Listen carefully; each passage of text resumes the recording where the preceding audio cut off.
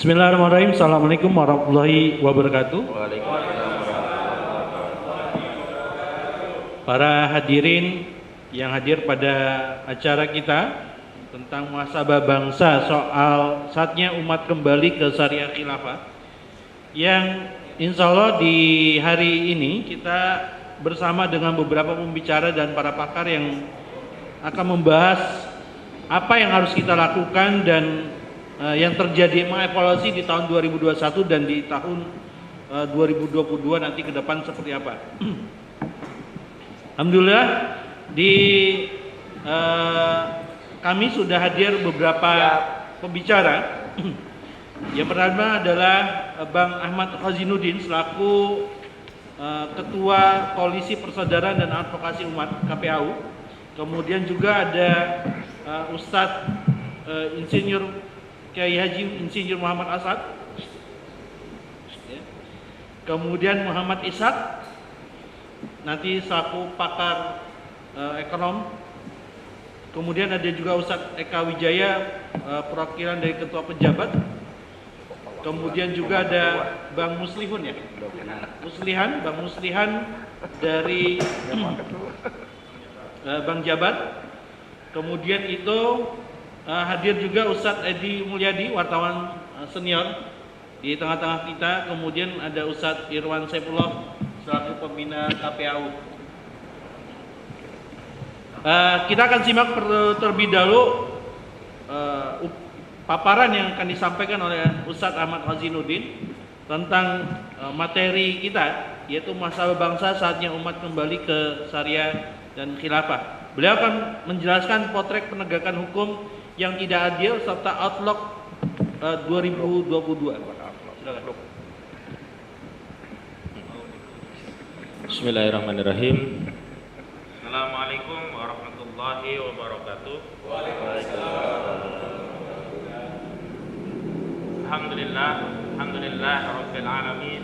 Hamdan katsiran kama amar. Ahmaduhu wa asykuruhu wa astaghfiruhu. La ilaha illallah wahdahu la syarika lah. Asyhadu anna Muhammadan abduhu wa rasuluh. Amma ba'd. Allahumma shalli ala sayyidina Muhammad wa ala ali sayyidina Muhammad.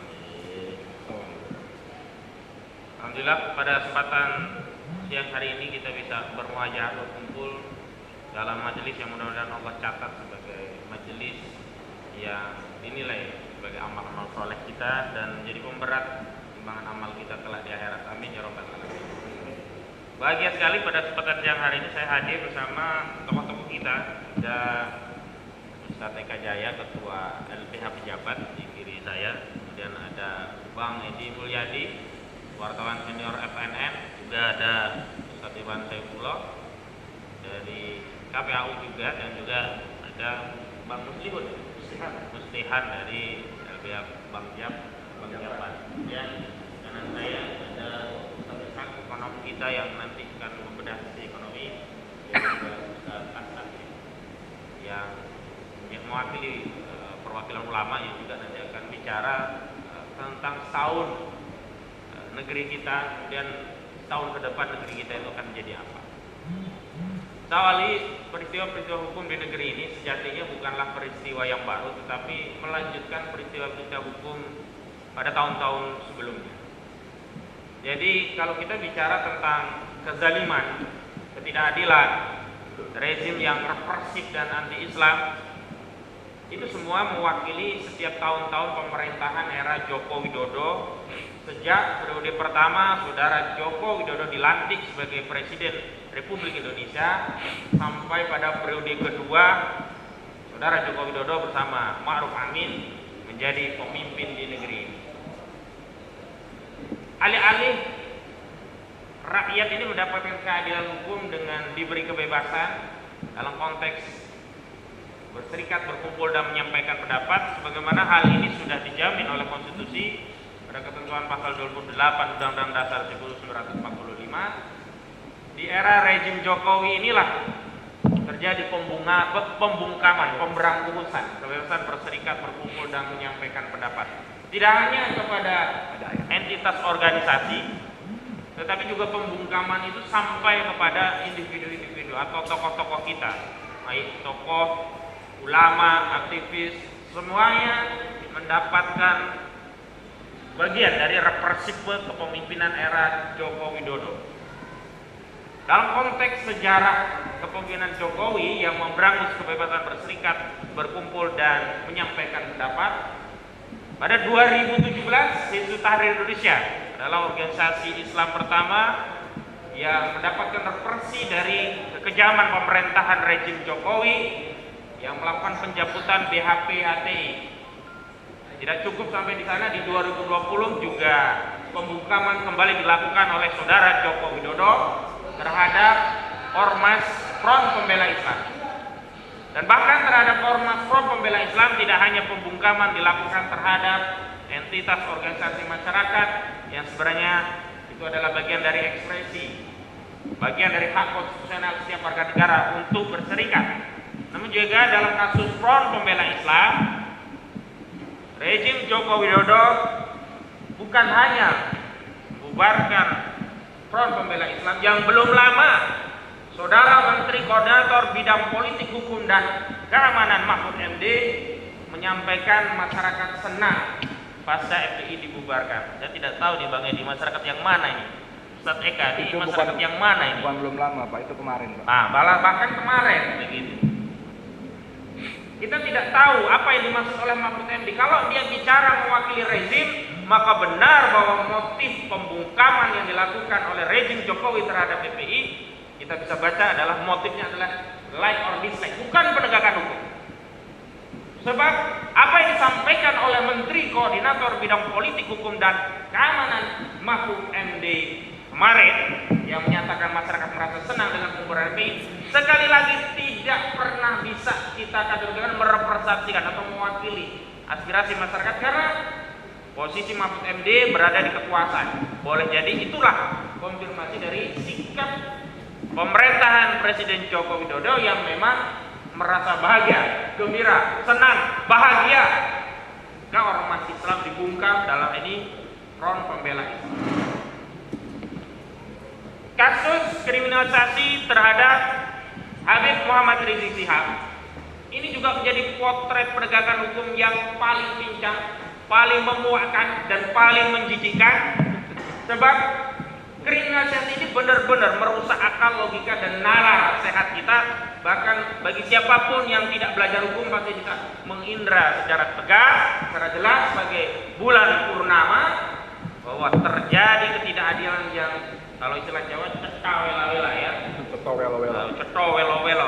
Bagaimana mungkin orang yang mengabarkan keadaannya sehat bisa dipidana? Bagaimana mungkin orang yang dianggap melanggar protokol kesehatan dipidana padahal pada saat yang bersamaan Saudara Joko Widodo sikap jumawa melanggar protokol kesehatan seenaknya. Bukan hanya Saudara Joko Widodo, bahkan menantunya dan anaknya ketika gelaran pilkada pada tahun yang lalu juga melakukan hal yang sama. Dan di tahun 2021 ini potret kriminalisasi terhadap ulama juga berlanjut.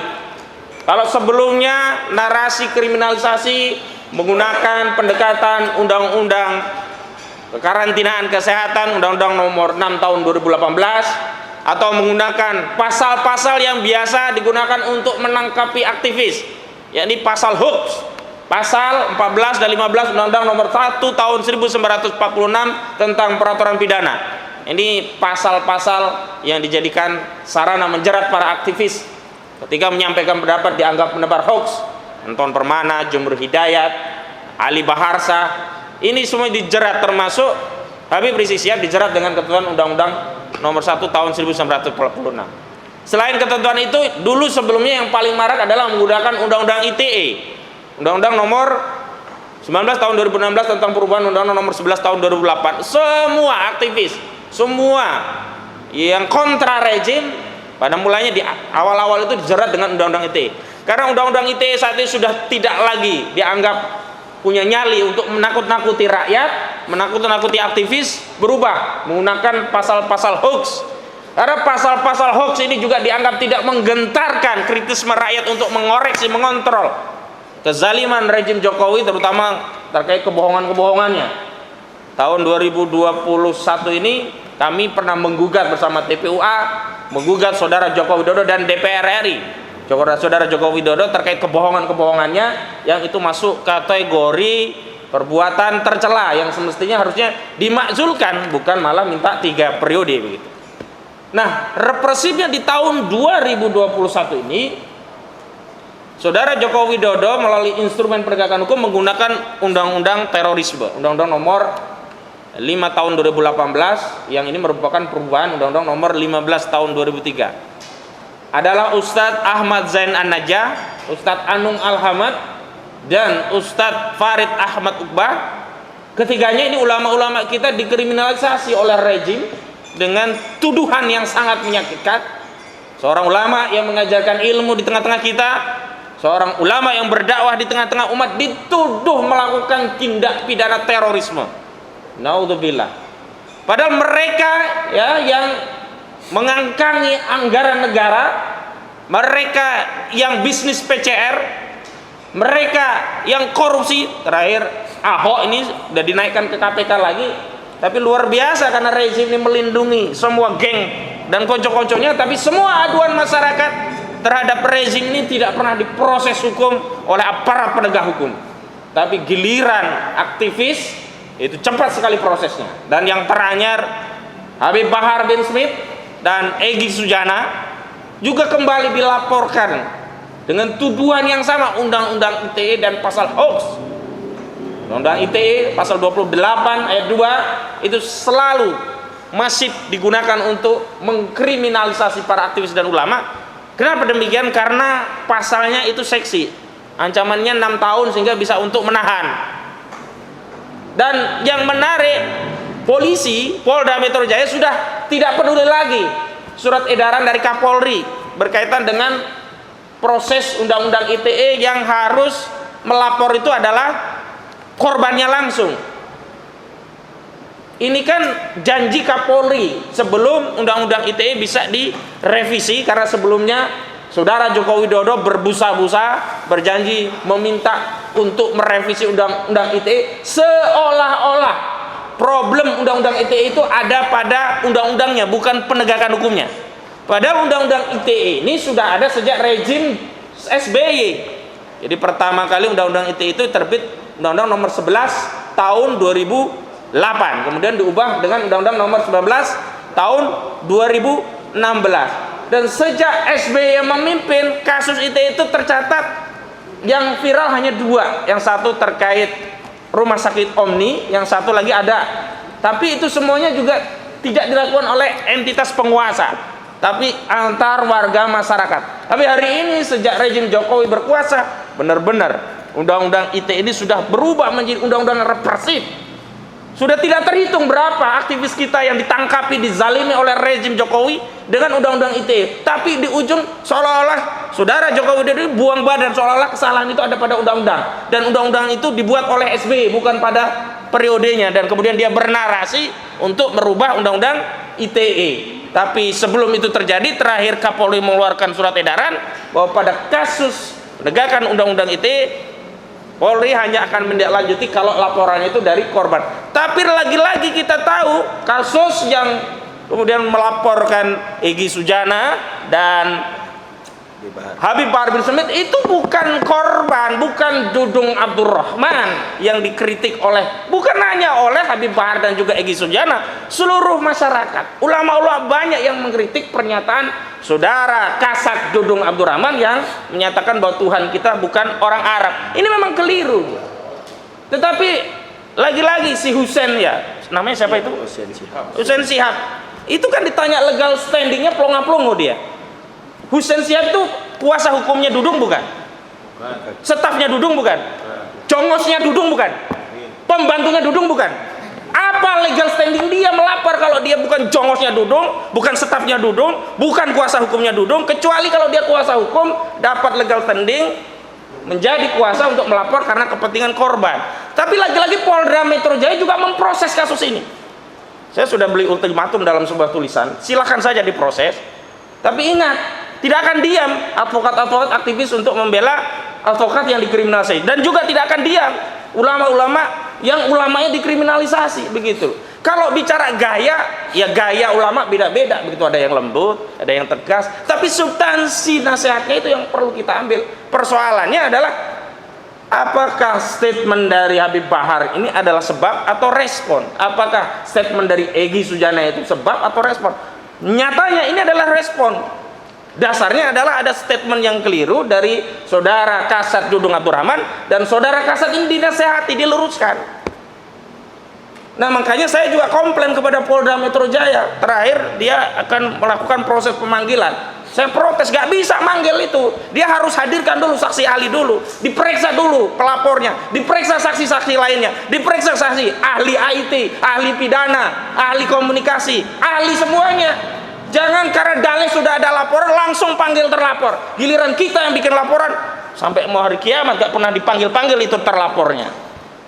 Jangan bicara tentang penegakan hukum, keadilan, tapi pada faktanya kezaliman, ketidakadilan itu secara telanjang. Kami rakyat ini bukannya bodoh, bukannya tidak bisa mengindra proses penegakan hukum di negeri ini, tapi kita semuanya melihat bahwa ketidakadilan, kezaliman itu nyata sekali. Ini adalah potret hukum yang terjadi di negeri ini. Belum lagi kita bicara tentang ekonomi, nanti ada rinciannya. Tapi yang paling menarik, yang paling harus kita underline, kita garis bawahi dengan tegas, bahwa negeri ini sudah sakit sekali. Bencana bertubi-tubi. Tapi di tengah bencana tadi tidak ada narasi dari pemimpin, dari orang-orang yang diberi amanah di negeri ini untuk mengingatkan agar bangsa ini kembali kepada Allah Subhanahu wa taala. Untuk mengingatkan agar umat ini kembali kepada syariat Allah. Karena apa? Karena hanya Islam, hanya syariat Allah yang bisa menyelamatkan bangsa ini. Coba bayangkan bencana bertubi-tubi terakhir di Semeru. Ketika ada anak bangsa bahu-membahu ingin saling membantu, masih ada saja narasi yang ingin mengkriminalisasi, menghalangi proses anak bangsa untuk saling tolong-menolong hanya karena dalih itu ex ormas tertentu yang sudah dibubarkan dan sebagainya. Sekarang saya mau tanya, apa prestasi saudara Joko Widodo selama memimpin? Selain apa? Memasukkan semua ulama-ulama ke penjara. Berapa ulama-ulama yang dipenjara di era rejim Jokowi ini? Saya sendiri sampai capek kadang-kadang ngurusi, mengadvokasi, bentar-bentar dilapori. Tapi karena ini tugas dan tanggung jawab profesi, dan ini juga amanah bagi seorang muslim, karena kita tidak boleh mendiamkan. Saya keliling Jawa Timur, saya katakan Ustadz Farid Ahmad Ubah itu saudara kita karena dia muslim. Ustadz Zain Ahmad Zain An-Najah saudara kita. Ustadz Anung Alhamad saudara kita. Jangan sampai di tengah kita umat Islam ini karena merasa bukan kelompoknya, bukan organisasinya, bukan dari golongannya, melepaskan saudara kita untuk dihajar oleh rejim yang zalim ini. Suatu saat kalau Anda diam terhadap ustadz-ustadz kita ini, pada saatnya, pada gilirannya Anda juga yang akan dikriminalisasi. Dan saya ingin mengajak kita semua untuk kembali kepada keadilan. Keadilan yang hakiki. Keadilan itu adalah terma yang memiliki definisi, bukan terma yang netral. Tidak, keadilan itu punya definisi. Dalam konteks kita sebagai seorang muslim, keadilan itu adalah ketika kita menerapkan apa yang dikehendaki oleh Allah Subhanahu wa taala. Maka Allah tegas mengatakan, "Wa man lam yakum bima anzalallahu fa ulaika humul fasikun, wa man lam yakum bima anzalallahu fa ulaika humud dhalimun, wa man lam yakum bima anzalallahu fa ulaika humul kafirun." Artinya apa? Ada perintah tegas. Keadilan itu hanya wujud kalau kita menegakkan hukum Allah Subhanahu wa taala.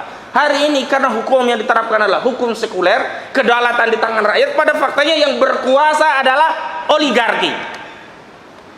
Coba saya mau tanya, ada yang rakyat yang kemudian mendukung RUU Omnibus Law?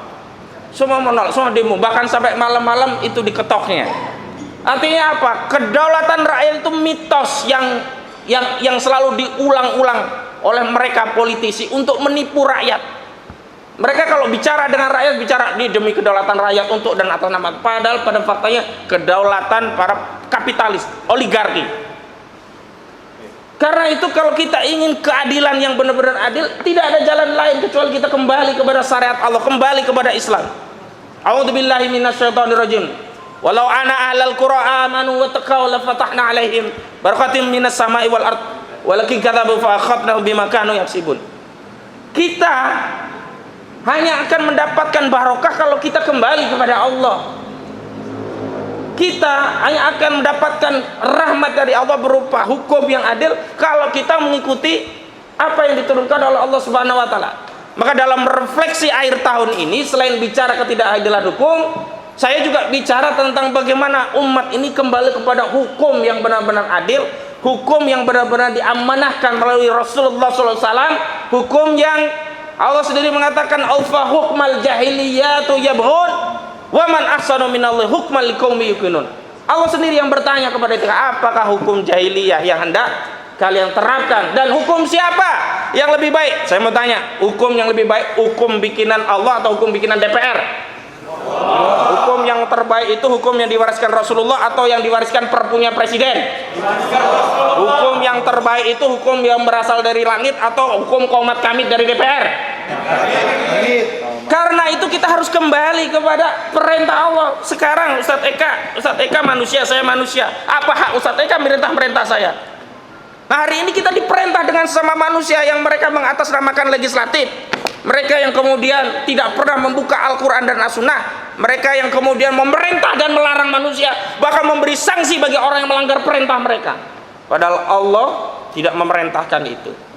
Hari ini misalkan riba sudah luar biasa dahsyat, utang kita, Ustadz Ishak nanti bisa dirinci lagi, sudah di atas 6.700 triliun, itu utang ribawi semua.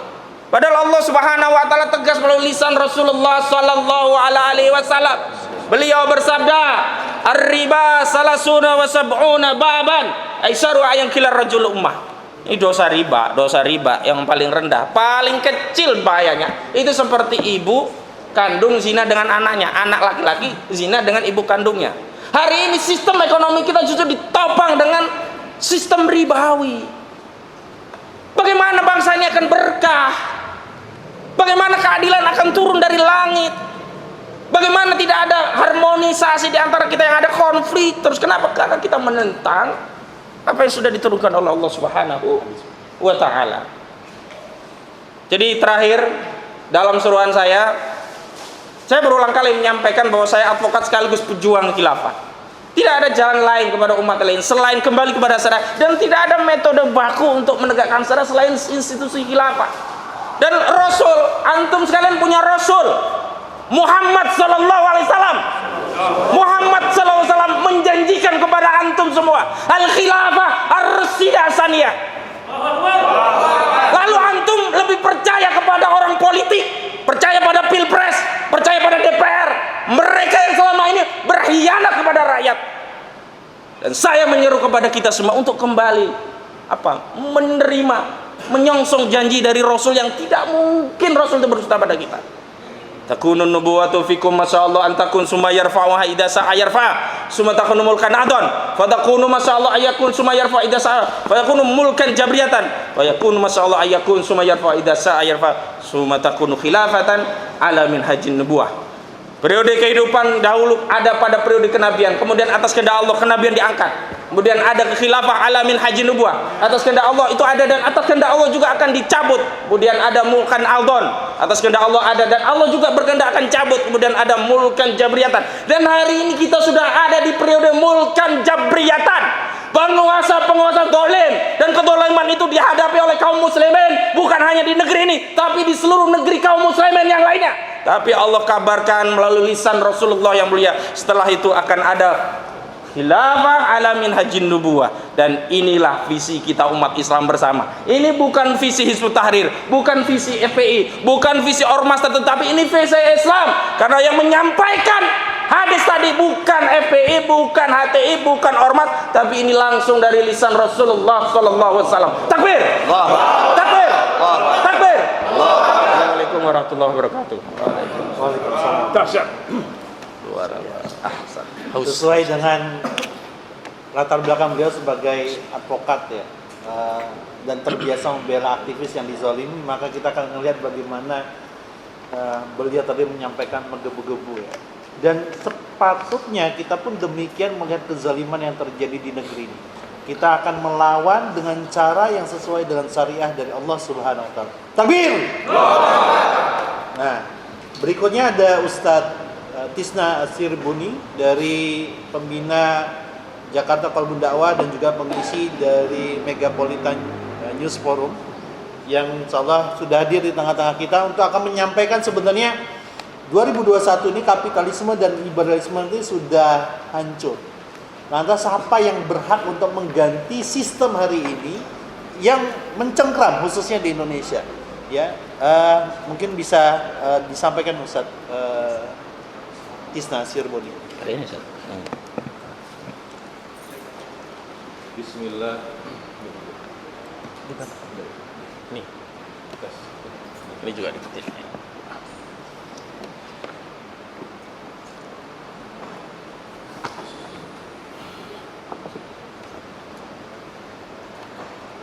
Bismillahirrahmanirrahim. Bang Edi, tolong. Suara ini itu kurang ya? Nggak keluar. Hah? Pakai ini. Aduh, nggak nyampe ya? Nggak nyampe. Oh. Ini gimana? Tapi nyampe ke itu. Langsung aja ke YouTube-nya bisa ya? Nyala. Udah, Oke. langsung aja. Ini ngaruh juga nggak? Ya. Bismillahirrahmanirrahim. Assalamualaikum warahmatullahi wabarakatuh. Alhamdulillahi wa kafa. Wassalatu wassalamu ala sayyidina Muhammadinil Mustafa wa ala alihi wa sahbihi ahli sidqi wal wafa, amma ba'd. Yang kami hormati para pejuang Islam, para asatid, para ulama yang insya Allah semuanya dimuliakan oleh Allah Subhanahu wa taala. Amin. Alhamdulillah wassalatu wassalamu ala Rasulillah wa ala alihi wa malah, amma ba'd. Hadirin sekalian, sebagaimana tadi yang sudah disampaikan oleh moderator, bagaimana kita merasakan berkuasanya ya para kapitalis di negeri-negeri kaum muslimin, para pemilik modal, para penguasa ya, uang, para penguasa cuan ya, yang mereka berkuasanya segelintir orang karena memiliki kekuatan finansial atau kekuatan uang yang dikatakan sudah tanpa batas. Sebenarnya dalam lintasan sejarah kita sudah bisa lihat terjadi berulang-ulang. Pada masa Rasulullah SAW kita bisa lihat bagaimana Abu Jahal CS dengan Abu Sufyan, dengan Umayyah bin Khalaf dan yang lain-lain. Mereka ini seolah-olah lebih berkuasa daripada Abu Thalib, yang jelas-jelas Abu Thalib adalah penerus langsung dari Abdul Muthalib, penguasa sah dari kota Mekah. Artinya sejak masa itu sudah ada sebuah fenomena di mana orang-orang yang punya kekuatan uang, kekuatan finansial itu bisa mendesak orang-orang yang punya kekuasaan secara sah. Bahkan kita tahu bagaimana Abu Thalib itu pernah diboikot, diembargo selama 3 tahun berturut-turut bersama keluarganya. Hadirin sekalian, hal ini jugalah yang berulang terjadi di Eropa. Bagaimana para kapitalis mampu mengendalikan para penguasa. Di negeri-negeri yang menerapkan kapitalisme hampir bisa dirasakan bagaimana para pemilik cuan ini mampu mengendalikan media, bahkan bisa menentukan siapa yang berkuasa di sebuah negeri. Bisa jadi inilah juga yang kita rasakan saat ini, di mana begitu berkuasanya para pemilik uang. Mereka bisa membeli hukum, mereka bisa membayar para buzzer RP, buzzer rupiah untuk menggiring opini, termasuk membungkam para pengemban dakwah yang lantang melakukan muhasabah kepada para penguasa. Maka kekuasaan uang ini harus ditumbangkan, hadirin sekalian. Takbir. Harus kita akui aktivitas-aktivitas yang dahulu dilakukan oleh FPI, oleh HTI dan yang lain-lain dalam mengkoreksi penguasa adalah aktivitas yang murni dalam rangka amar ma'ruf nahi mungkar, yaitu memenuhi seruan Allah untuk berdakwah kepada penguasa, sebagaimana sabda Nabi SAW, Sayyidu Suhada Hamzah bin Abdul Muthalib wa rajulun qama ila imamin jair. Pemimpinnya para syuhada adalah Hamzah bin Abdul Muthalib. Kemudian Nabi mengatakan ada yang selevel dengan pemimpinnya para syuhada. Siapa itu? Yaitu laki-laki yang dia berdiri menasihati penguasa di hadapan penguasa yang jair, penguasa yang zalim. Inilah yang kemudian mendorong para ulama, para aktivis dakwah untuk kemudian berani berdiri tegak, berteriak lantang, melakukan koreksi terhadap para penguasa. Aktivitas ini tanpa dibayar, tanpa ada kepentingan selain kepentingan memenuhi seruan Allah Subhanahu wa taala. Maka kekuasaan para kapitalis ini harus ditumbangkan dengan membangkitkan umat yang rela berjuang tanpa janji-janji materi, tanpa janji-janji uang, tanpa janji-janji jabatan dan yang lain-lain. Maka kekuasaan para pemilik uang tidak akan laku lagi, ya. Kalau kemudian umat ini sudah tidak mau lagi dibayar, ya, oleh para pemilik uang tersebut. Inilah yang pernah kita lihat pada saat aksi bela Islam, pada saat aksi 212, bagaimana umat Islam dengan ancaman, ya, dengan kemudian fatwa yang melarang untuk hadir aksi bela Islam. Mereka kemudian semuanya hadir, bukan hanya tidak diiming-imingi uang, bahkan mereka sendiri yang mengeluarkan biaya, mereka sendiri yang keluar uang, keluar konsumsi dan sebagainya, demi membela Al-Quran, membela kitabullah, kitab suci yang saat itu dihina. Hadirin yang dimuliakan oleh Allah Subhanahu wa taala. Inilah yang pertama yang harus kita lakukan untuk menumbangkan kapitalisme. Kita harus dakwahkan di tengah-tengah umat. Bagaimana agar mereka mampu, mereka mau berjuang untuk Islam. Kemudian yang kedua, kita juga harus menyampaikan kepada para pemilik uang ini, ya, kalau ada yang bisa masuk, ya, ke akses, ya, para kapitalis ini, kita sampaikan pada mereka, justru kalau kemudian diterapkan syariat Islam, maslahatnya untuk mereka sendiri, ya. Mengapa demikian?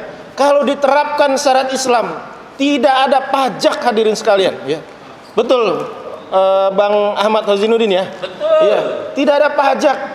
Bagaimana sekarang ini para pengusaha pusing tiap akhir tahun dengan pajak, ya. Bayar pajak, ngemplang pajak.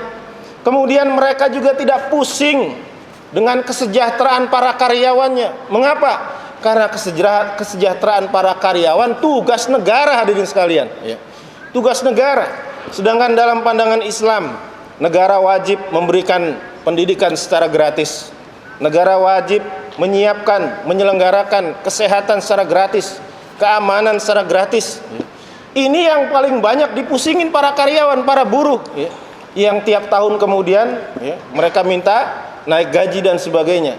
Maka kemudian tentu enak sekali, ya, luar biasa kalau diterapkan syariat Islam, ya, para kapitalis ini tidak perlu bayar pajak, tidak perlu kemudian memusingkan kesejahteraan karyawan, karena gaji karyawan itu, ya, harus mengikuti apa manfaat yang diberikan oleh karyawan sebagaimana yang diatur dalam fikih Islam. Kemudian hadirin yang dimuliakan oleh Allah Subhanahu wa taala, kita sampaikan juga kepada para aparat, pada para penegak hukum, bahwasanya Nabi mengatakan kibarukum fil jahiliyah kibarukum fil Islam idza amana. Pembesar-pembesar kalian pada masa jahiliyah, pada masa belum diterapkan Islam, adalah pembesar kalian juga nanti pada saat kemudian Islam berjaya, kalau mereka beriman. Sehingga para jenderal-jenderal, para aparat penegak hukum tidak perlu takut kalau nanti diterapkan aturan Islam, diterapkan syariat Islam, kemudian mereka ini jabatannya kemana, pangkatnya kemana. Maka sesungguhnya mereka tetap akan menjadi pembesar, maka sesungguhnya mereka tetap menjadi komandan, ya, sebagaimana Khalid bin Walid, sang komandan Quraisy pada saat perang Uhud. Maka kemudian setelah dia masuk Islam, dia juga menjadi komandan, menjadi panglima pada saat kemudian Islam berjaya.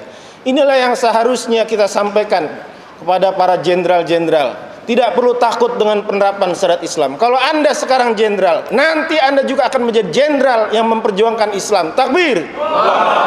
Oleh karena itu, hadirin yang dimuliakan oleh Allah Subhanahu wa taala, kita berharap akan lahir di tengah-tengah umat ke depan ini semakin banyak para ulama-ulama yang mereka membela Islam, tidak takut lagi untuk menyampaikan Islam, dikarenakan inilah kewajiban mereka di pundak mereka para ulama untuk menyampaikan muhasabah kepada para penguasa.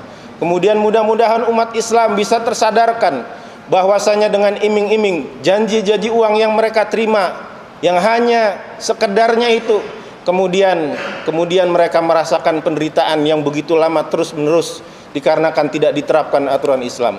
Oleh karena itu hadirin yang dimuliakan oleh Allah Subhanahu wa taala, kekuasaan kapitalis ini harus ditumbangkan dengan kita terus menyampaikan dakwah di tengah-tengah umat. Mudah-mudahan Allah memberikan pertolongan pada kita. Wallahul muwaffiq ila aqwamit thoriq wal afu minkum. Wassalamualaikum warahmatullahi wabarakatuh.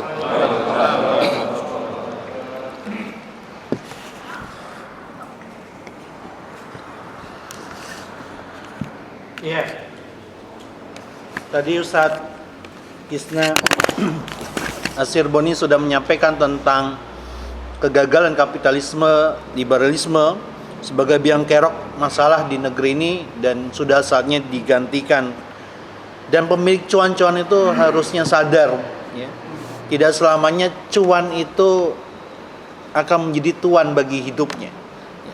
Kelak nanti ada pertemuan yang paling lama yang namanya akhirat, yang kekal dan abadi, yang akan diperhitungkan oleh Allah Subhanahu wa taala. Dan kita akan berhitung tentang berapa banyaknya penguasa ini berkhianat kepada rakyatnya. Takbir. Allahu Akbar. Berikutnya ada Ustadz Kiai Muhammad As'ad yang akan menyampaikan, beliau dari ulama Jakarta, yang akan menyampaikan tentang ekonomi hancur dan fakta ketidakadilan di negeri ini.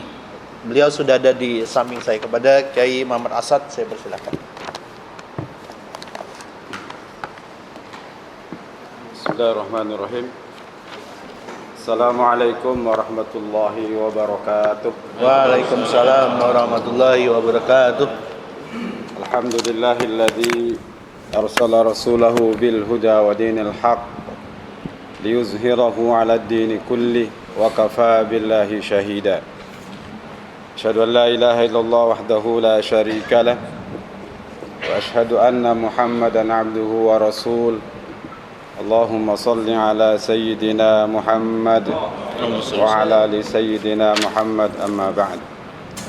Alhamdulillah, para ulama yang dirahmati Allah Subhanahu wa taala, para aktivis Islam, para pejuang Islam, alhamdulillah pertemuan kita di siang hari ini adalah pertemuan yang insyaallah dibarokahi oleh Allah Subhanahu wa taala. Amin. Karena kita berkumpul dalam rangka untuk memikirkan persoalan umat, persoalan Islam yang tentunya insya Allah kita tidak mau realitas seperti ini terus berlanjut yang menyiksa umat manusia secara keseluruhan. Kalau kita coba memotret buramnya ekonomi di negara kita, mungkin saya ajak peserta melihat dirinya pribadi dulu masing-masing.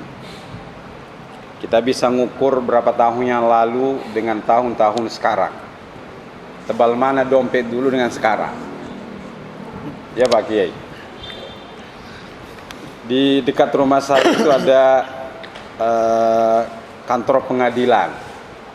Hampir setiap hari macet karena begitu banyak orang mendaftar untuk gugat cerai. Di perceraian itu naik sampai 400 sampai 500%. Jadi para kiai banyak janda muda yang menunggu.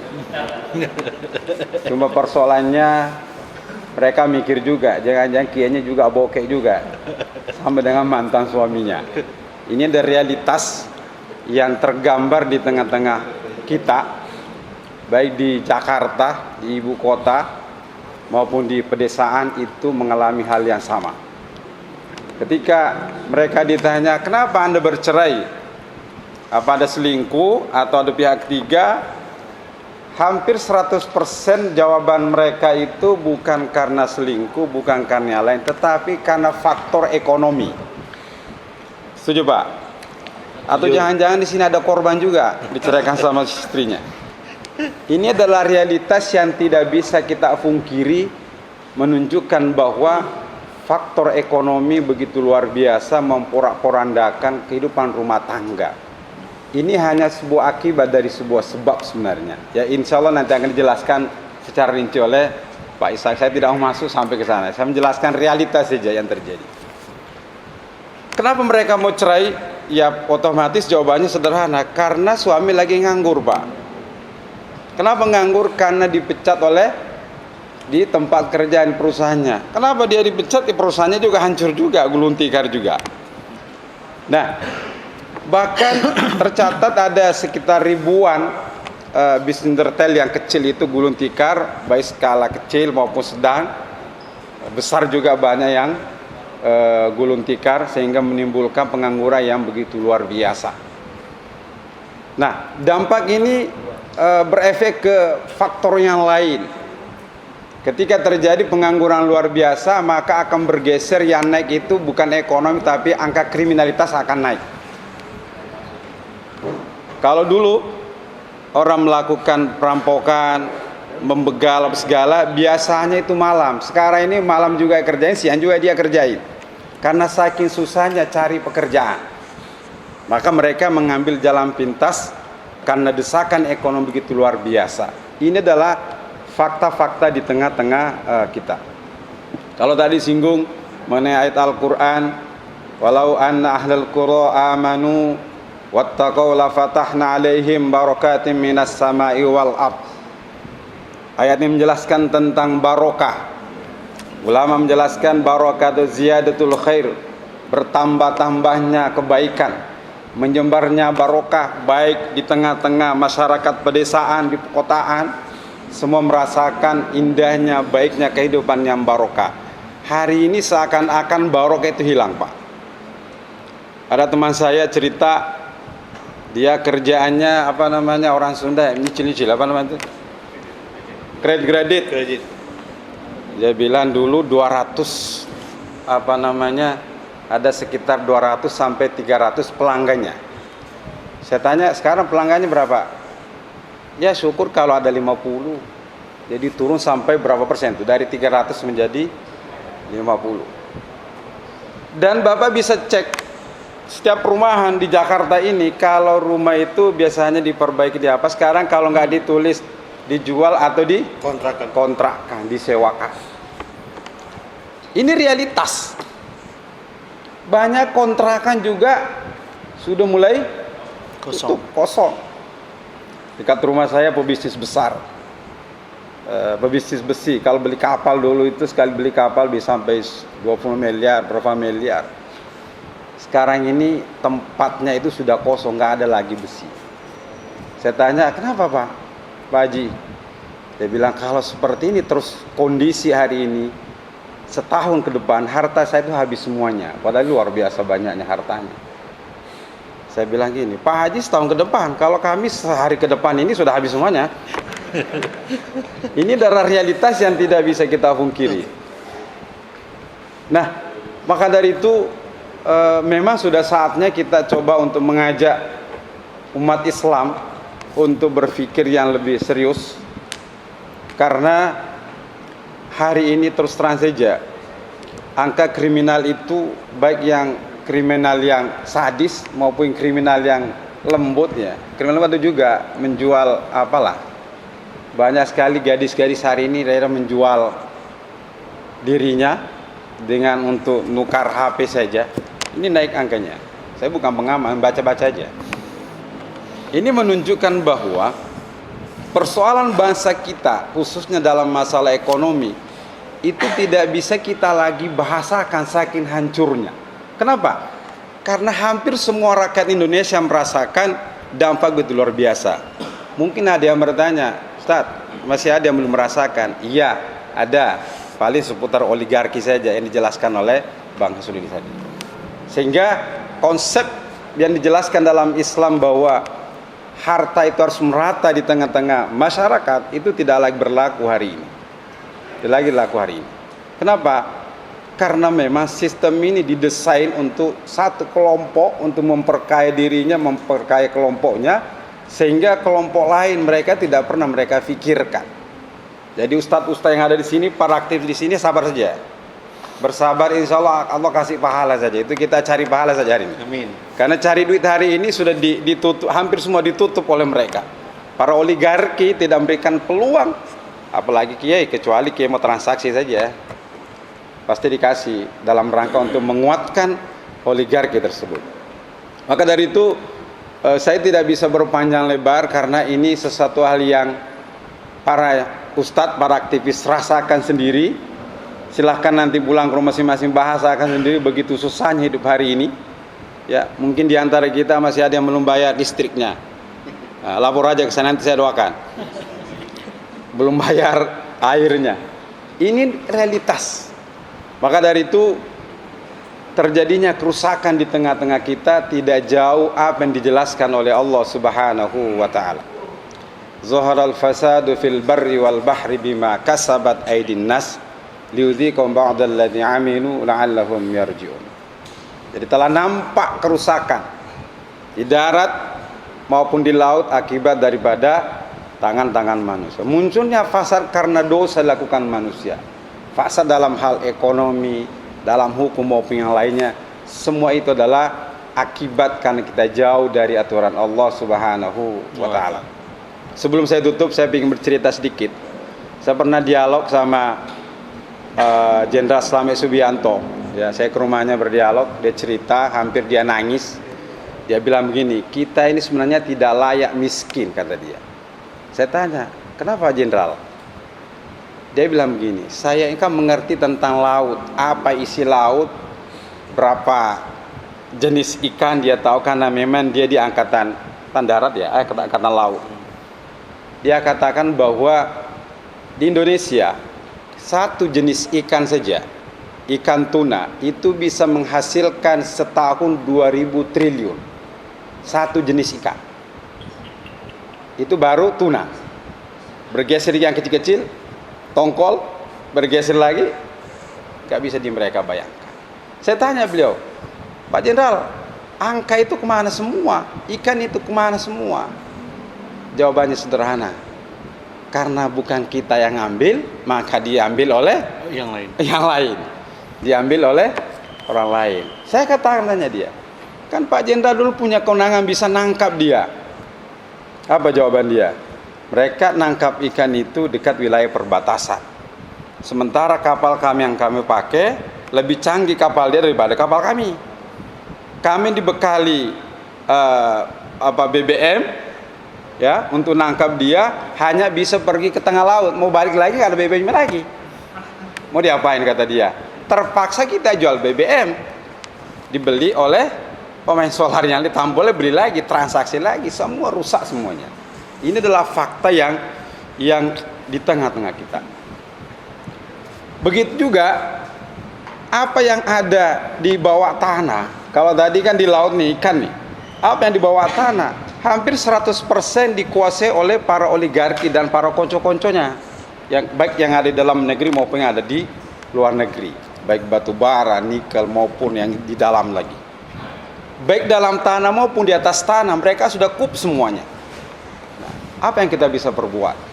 Kalau kita melakukan perlawanan dengan mengandalkan harta kita, kita sudah dikubur sebelum mati. Maka jawaban satu-satunya adalah kita harus membangun kekuatan ruhiyah, kesadaran untuk melakukan perlawanan, membangkitkan umat, mengedukasi umat bahwa semua ini rusak karena meninggalkan aturan Allah Subhanahu wa taala. Maka dari itu kita tidak boleh bosan terus melakukan pengkaderan, mengembangkan opini, mengajak umat, mengajak para aktivis yang sekuler, namanya juga aktivis sekuler, mengajak para partai sekuler, mengajak ulama yang sekuler, banyak juga ulama yang sekuler. Kita tidak boleh bosan terus melakukan edukasi, membina mereka, menjelaskan fakta dengan sejelas-jelasnya sehingga menimbulkan kesadaran yang luar biasa. Kita terus berjuang, insyaallah, in tansurullah yansurkum wa yutsabbit aqdamakum. Ini sempat saya sampaikan, mudah-mudahan kita bisa mencermati dengan baik, pulang ke rumah, rasakan susahnya ekonomi hari ini, tapi jangan merasakan terus, bangkit, ajak manusia yang lain, berjuang sama-sama untuk kita lepas dari persoalan ini. Insya Allah kita akan mendapatkan dua keberuntungan. Pertama, keberuntungan karena kita sebagai pejuang kebenaran. Yang kedua, insya Allah kita akan berjumpa dengan Allah Subhanahu wa ta'ala nanti hari kemudian. Billahi taufiq hidayah. Assalamualaikum warahmatullahi wabarakatuh. Waalaikumsalam warahmatullahi wabarakatuh. Terima kasih kepada Kiai Muhammad Asad yang sudah menyampaikan pendapatnya. Refleksi kita pada siang hari ini juga disiarkan live melalui beberapa kanal YouTube. Ada Mimbar Tube Channel, kemudian juga ada Salwa Media Channel, kemudian juga ada Saling Sharing, kemudian ada juga Edi Mulyadi Channel, Ahmad Hazinuddin Channel, dan berbagai media yang lain yang tidak bisa kami sebutkan satu persatu. Dan jangan sampai ditonton hanya oleh kita sendiri. Kita ajak rekan-rekan kita, sahabat kita, keluarga kita, teman kita, bahkan musuh kita. Bazar RP juga, tonton juga. Siapa tahu sadar lah ya. Mungkin tadi mereka lagi kelimpungan, tiba-tiba kata Ustadz Asad tadi, tiba-tiba istrinya minta cerai kan gitu ya. Ya. Kita doakan saja mereka yang masih mendukung pemerintah yang zalim ini sadar diri. Berikutnya ada Pak Muhammad Ishak, pakar ekonomi kita, yang akan membahas dan membongkar bagaimana status ekonomi Indonesia di tahun 2021 dan ramalannya 2022 ini seperti apa. Apakah meroket ya, Atau merakyat. atau apa? Nyungsep. Ya. Silakan Bang Ishak.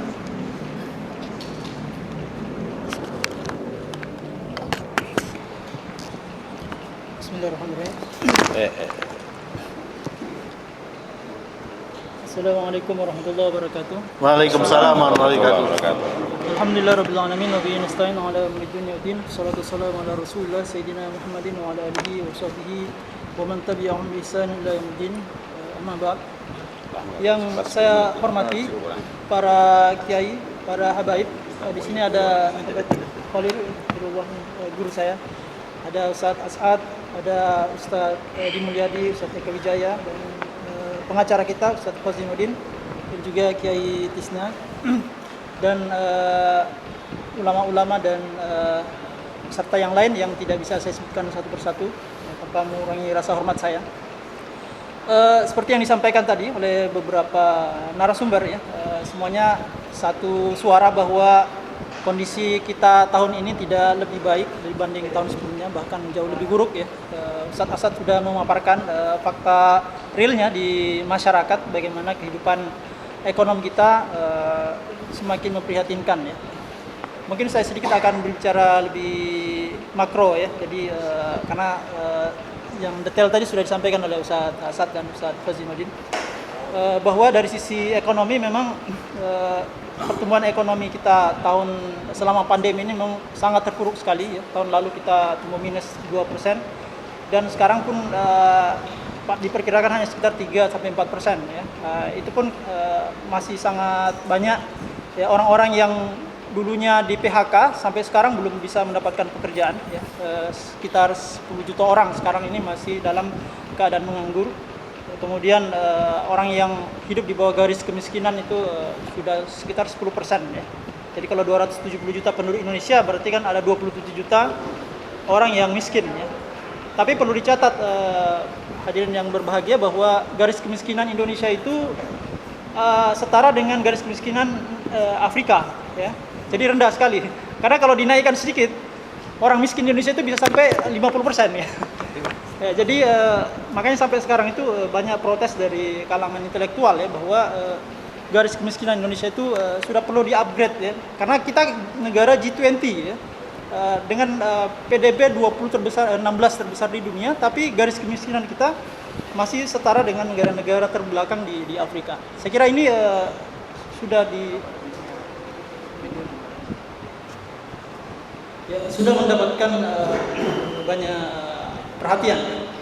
Dan saya kira ini juga garis kemiskinan ini masalah politik ya, karena begitu dia dinaikkan ya, maka rezim ini akan ketahuan ya, kinerjanya bahwa mereka tidak bisa menyelesaikan masalah mendasar dari rakyatnya, ini mensejahterakan mereka.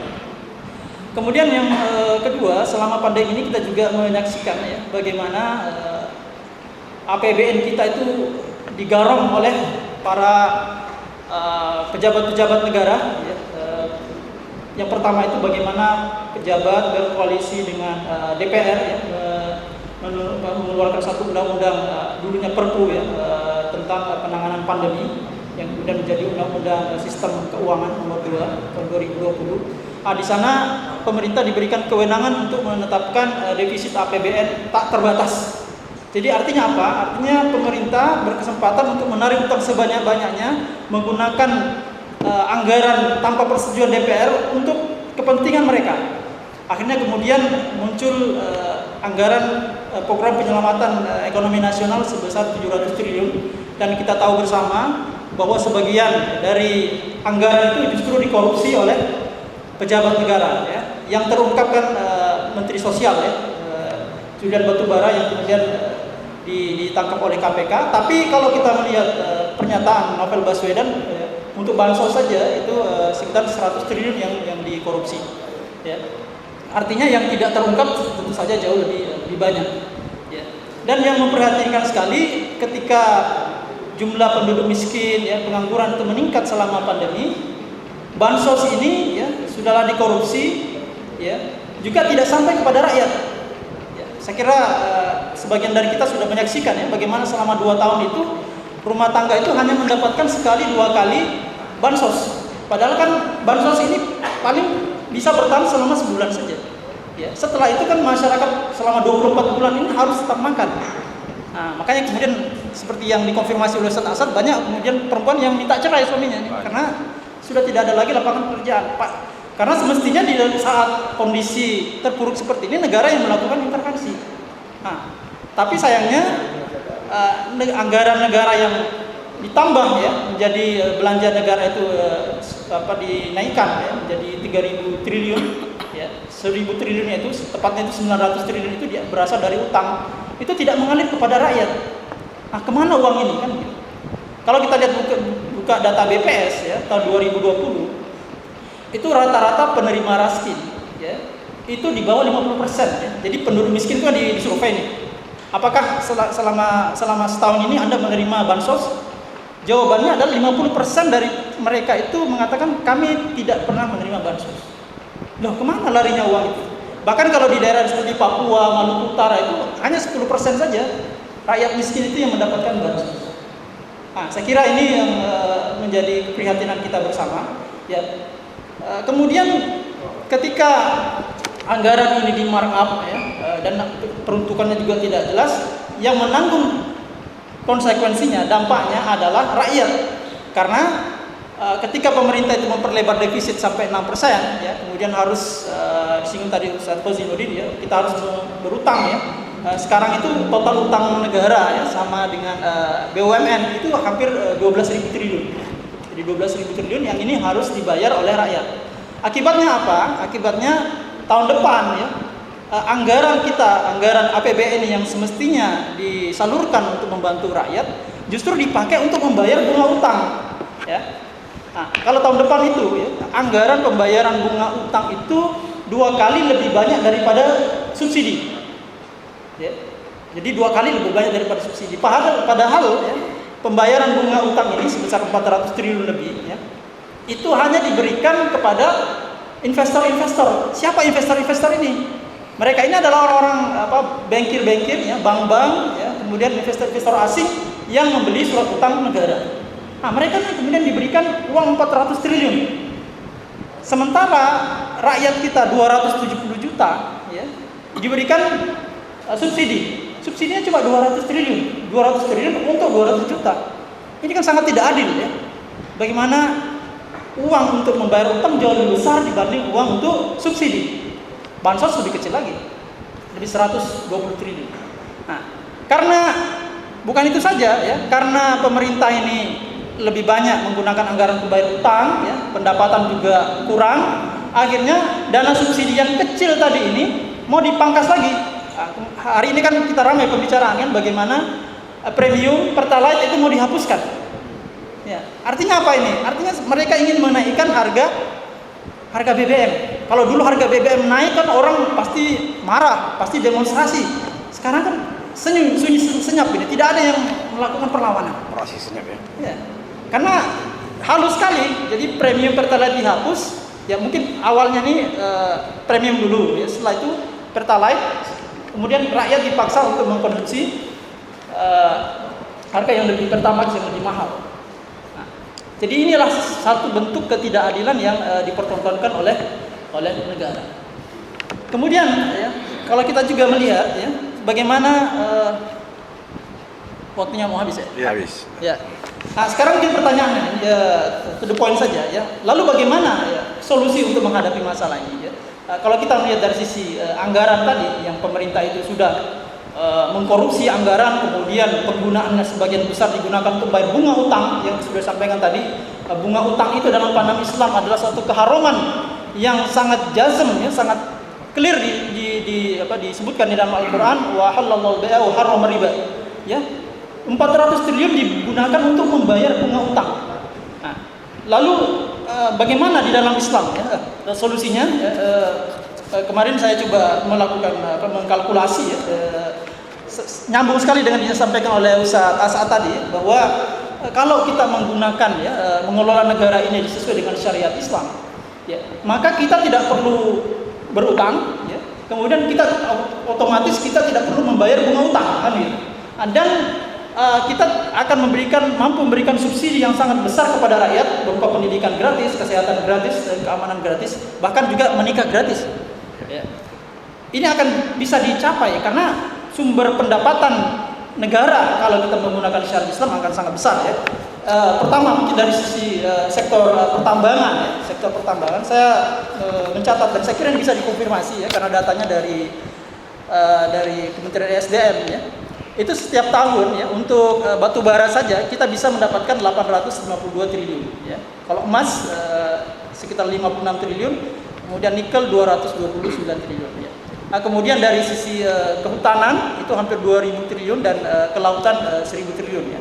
Jadi total setiap tahun itu kita bisa mendapatkan anggaran sekitar 4000 triliun. Ini tanpa pajak, tanpa utang. Jadi artinya tidak ada lagi PPN kalau Anda berbelanja di Indomaret atau di pasar ya, tidak akan dikenakan PPN 10%. Nah ini kalau kita mau kembali kepada syariat Islam. Dan tentu saja selain itu memberikan kesejahteraan dan pastinya kita mendapatkan ridho Allah Subhanahu wa taala karena kita menerapkan hukum-hukum Allah, kita menerapkan syariat Islam dan disitulah akan terjadi keberkahan ya, bukan hanya di dunia tapi juga di akhirat kelak nanti. Mungkin itu saja yang bisa saya sampaikan. Mohon maaf segala kekurangan dan kesalahan. Assalamualaikum warahmatullahi wabarakatuh. Waalaikumsalam warahmatullahi wabarakatuh.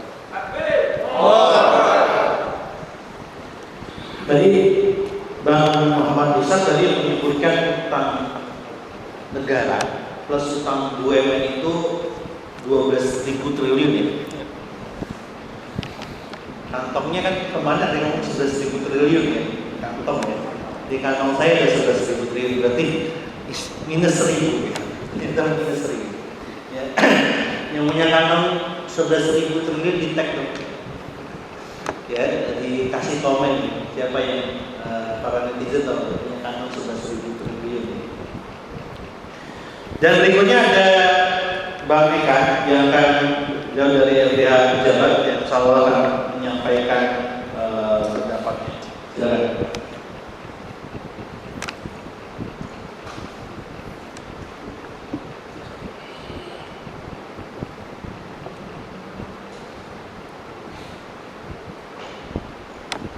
Bismillahirrahmanirrahim. Assalamualaikum warahmatullahi wabarakatuh. Waalaikumsalam warahmatullahi Alhamdulillahirabbil alamin wassalatu wassalamu ala asyrofil anbiya'i wal mursalin wa ala alihi washabbihi ajma'in amma ba'd. Yang sama kami hormati para narasumber, para tokoh-tokoh, anak-anak bangsa ini, dan segenap insan pers yang hadir pada siang menjelang sore hari ini. Bersyukur kepada Allah kita masih diberi nikmat sehat walafiat, nikmat iman wal Islam, sehingga kita masih sampai detik ini masih terus berjuang untuk menegakkan kalimat la ilaha illallah. Mudah-mudahan langkah kita selalu dapat keberkahan dari Allah Subhanahu wa taala. Menyikapi daripada keadaan bangsa dan negara yang saat ini kita rasakan. Dari beberapa narasumber tadi sudah mengatakan nanti pulang kita rasakan sendiri. Belum pulang aja kita udah ngerasain.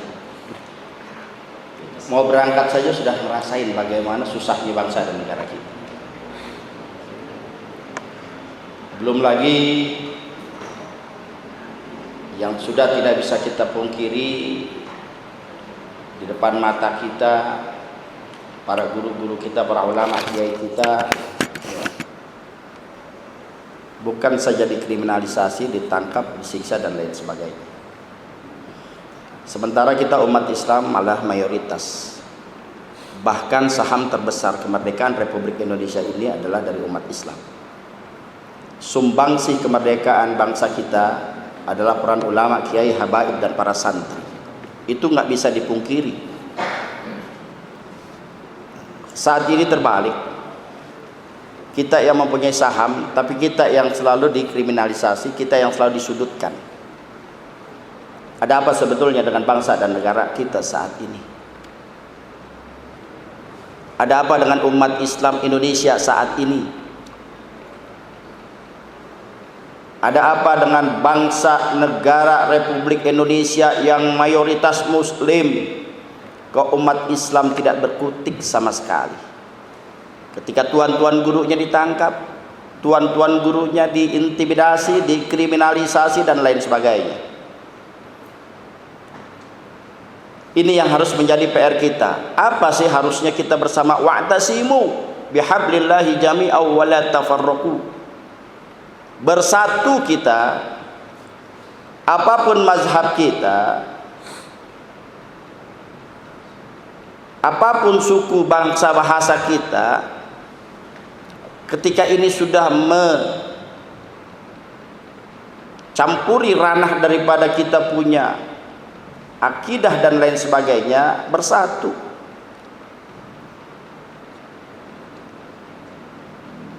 Dan ini mungkin tidak asing bagi kita yang selalu mengkaji, sebab kata baginda Nabi, nanti di akhir zaman umat Islam laksana hidangan di tengah-tengah yang semuanya akan memakannya. Dari kanan memakan, dari kiri memakan, dari depan memakan, dari belakang mau makan. Bahkan sahabat bertanya, apakah saat itu umat Islam sedikitlah? Bal antum katsir, kalian terlalu banyak, bahkan mayoritas. Tapi mayoritas kalian laksana buih di tengah lautan. Kenapa? Nggak punya prinsip dalam berakidah, nggak punya prinsip dalam beragama, gampang terombang-ambing. Bahkan ulamanya pun sudah terbelah, terbagi dua. Ada ulama su' dan ulama khair. Siapa ulama khair? Ulama yang menuntun kita pada jalan kebenaran. Ulama yang berani mengatakan yang hak itu hak, yang batil itu batil. Ulama yang akan dibenci, dicaci maki oleh orang-orang munafik dan orang-orang kafir. Itulah ulama-ulama khair yang wajib bagi kita untuk mengikuti mereka, saudara. Dan siapa ulama-ulama su'? Ulama-ulama yang hanya memikirkan dirinya, memikirkan kelompoknya, memikirkan organisasinya saja. Dia tidak akan pernah marah ketika agamanya dihina. Dia tidak akan pernah marah ketika nabinya dinistakan. Dia tidak akan pernah marah ketika kitab sucinya dilecehkan, saudara. Itulah ulama su'. Mengapa ada ulama su'? Apa yang menjerat mereka? Ya, sebab mereka sudah terkena al-wahan. Ma huwal wahan? Hubbud dunya wa karahiyatul maut. Terlalu cinta kepada dunia dan takut akan kematian. Terlalu cinta kepada materi, terlalu cinta kepada jabatan, terlalu cinta kepada nama besar. Wa karahiyatul maut, takut akan kematian, takut nggak makan, takut nggak dipanggil lagi ceramah kalau keras-keras dan kencang-kencang, takut nggak masuk TV lagi, takut hilang popularitasnya, menegakkan kebenaran dan keadilan dia takut sama sekali. Itulah ulama su'. Yang dia pikirkan hanya bagaimana dapat jabatan. Dia nggak pedulikan lagi kanan kiri saudaranya. Dia nggak pikirkan lagi bagaimana umatnya. Dia nggak pikirkan lagi bagaimana agamanya dinistakan dan lain sebagainya. Bahkan Dia bisa lebih bengis terhadap saudaranya sendiri, bisa bercipika-cipiki terhadap musuhnya, saudara. Allah Subhanahu wa taala sudah katakan Muhammadur Rasulullah walladzina ma'ahu asyidda'u 'alal kufar ruhama'u bainahum. Muhammad adalah utusan Allah dan orang-orang yang bersama beliau wajib hukumnya bertindak tegas terhadap orang kafir, ruhama'u bainahum, dan saling berkasih sayang di antara kalian. Jangan terbalik, saudara. Ama saudara sendiri bengisnya minta ampun, ama saudara sendiri luar biasa, suudzonnya luar biasa, fitnahnya luar biasa. Tapi terhadap orang-orang kafir, bahkan kafir harbi, mereka bisa cipika-cipiki, mereka bisa bekerja sama hanya untuk kepentingan dunia saja, saudara. Bersatu. Apapun mazhab kita, apapun keturunan kita, selama menegakkan kebenaran dan keadilan, ayo kita bersatu. Kulli haq walau kana murran, kata Nabi. Katakan yang hak walaupun itu pahit. Katakan yang hak walaupun kau akan difitnah. Katakan yang hak walaupun kau akan dipenjara. Dan katakan yang hak walaupun kau akan dibunuh. Tidak lain dan tidak bukan, kita kudu bersatu. Dan saya ingatkan kepada pemerintah Republik Indonesia, jangan suudzon terhadap umat Islam.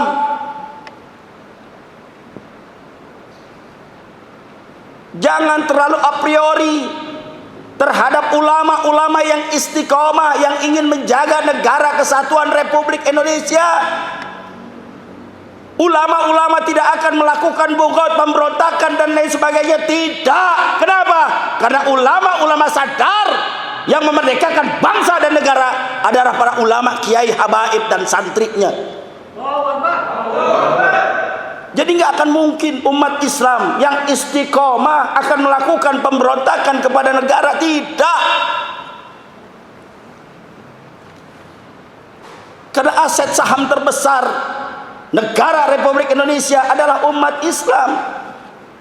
Kenapa begitu takutnya terjadinya Islamofobia dan lain sebagainya?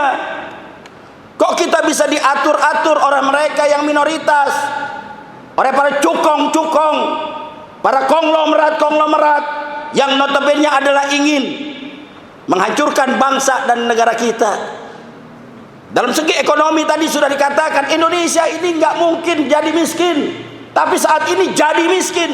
Kenapa? Kita tidak pernah mau bersyukur kepada Allah, jauh dari syariat Allah, meninggalkan bagaimana ajaran dari baginda Nabi. Jauh dari itu semua. Maka kita pesan, ayo bersatu kita, berpegangan teguh kita. Kalau bukan kita, siapa yang akan menjaga negara kesatuan Republik Indonesia?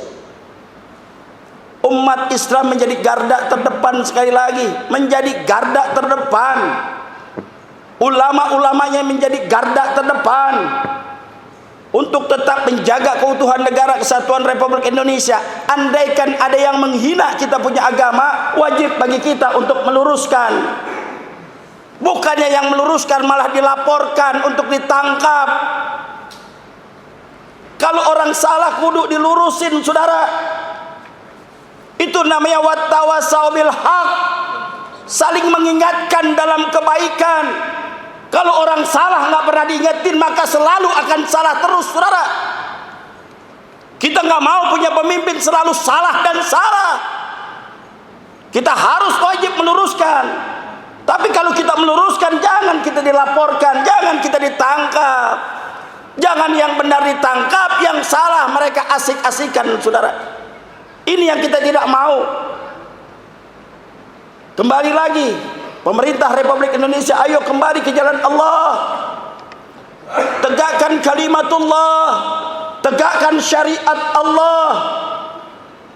Indonesia sudah terlalu jauh daripada syariat Allah. Makanya musibah, malapetaka, bencana tiada akan pernah berhenti di negara kita, saudara. Wattaqu fitnatan la tusibanna alladziina zalamuna minkum khassah wa'lamu annallaha syadidul iqab. Allah sudah ingatkan kepada kita, hati-hati kalian terhadap musibah, terhadap bencana, terhadap malapetaka yang ketika datang kepada kalian bukan saja menimpa orang yang zalim, bukan saja menimpa orang yang ahli maksiat, kalian yang ada di masjid, kalian yang ada di mushola, kalian yang rajin tadarus, kalian yang rajin qiyamul lail, ketika diam ada kemunkaran, diam ada kezaliman, maka Allah yang akan turunkan tentaranya. Apa tentara Allah? Musibah, malapetaka, bencana, itulah tentara Allah. Ayo bersatu. Bersatu kita, ulamanya bersatu, kiainya bersatu, habaibnya bersatu, santrinya bersatu, umat Islamnya bersatu. Tegakkan amar ma'ruf nahi munkar, tegakkan kalimatullah, tegakkan syariat Allah di bumi Indonesia. Insyaallah negara kita akan menjadi baldatun thayyibatun wa rabbun ghafur. Ini yang dapat saya sampaikan, lebih kurang mohon maaf. Wallahul muwaffiq ila aqwamit thariq. Assalamualaikum warahmatullahi wabarakatuh.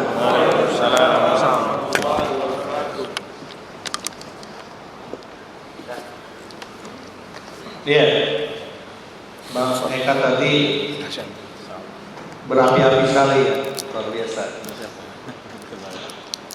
Dan beliau telah membuktikan betapa priorinya rezim Wakanda ya, terhadap aksi massa 212 kemarin. Ya, kalau kita melihat perjuangan beliau mencari tempat untuk pertemuan saja itu susah luar biasa. Jadi dia korban, bukan pelaku ya, korban. Saksi dan korban sebenarnya. Nah, berikutnya ya, makin sore makin gacor kita semua, makin panas ya, makin seru. Berikutnya ada wartawan senior dari FNN yang kadang kalau ngomong bener. Kadang pelanggaran. Enggak, kan kadang kalau ngomong benar. Nah, seringnya tepat. Ini belum selesai, narasinya belum selesai. Nah, beliau akan bicara tentang komunikasi terkait dengan bagaimana kita membangun kesadaran di tengah-tengah masyarakat di tahun 2021 dan 2022. Dan masih gak sih kita ngarep sama orang-orang yang berkata kedaulatan, orang-orang yang berkata politik untuk rakyat ya. Mudah-mudahan abis ini Ustadz Edi nggak buat beras gambar yang Ustadz Edi Mulyadi ya gitu. Karena ada ini sekarang lagi rame nih beras gambar sosok perempuan ya sekarang. Ya, silakan Bang.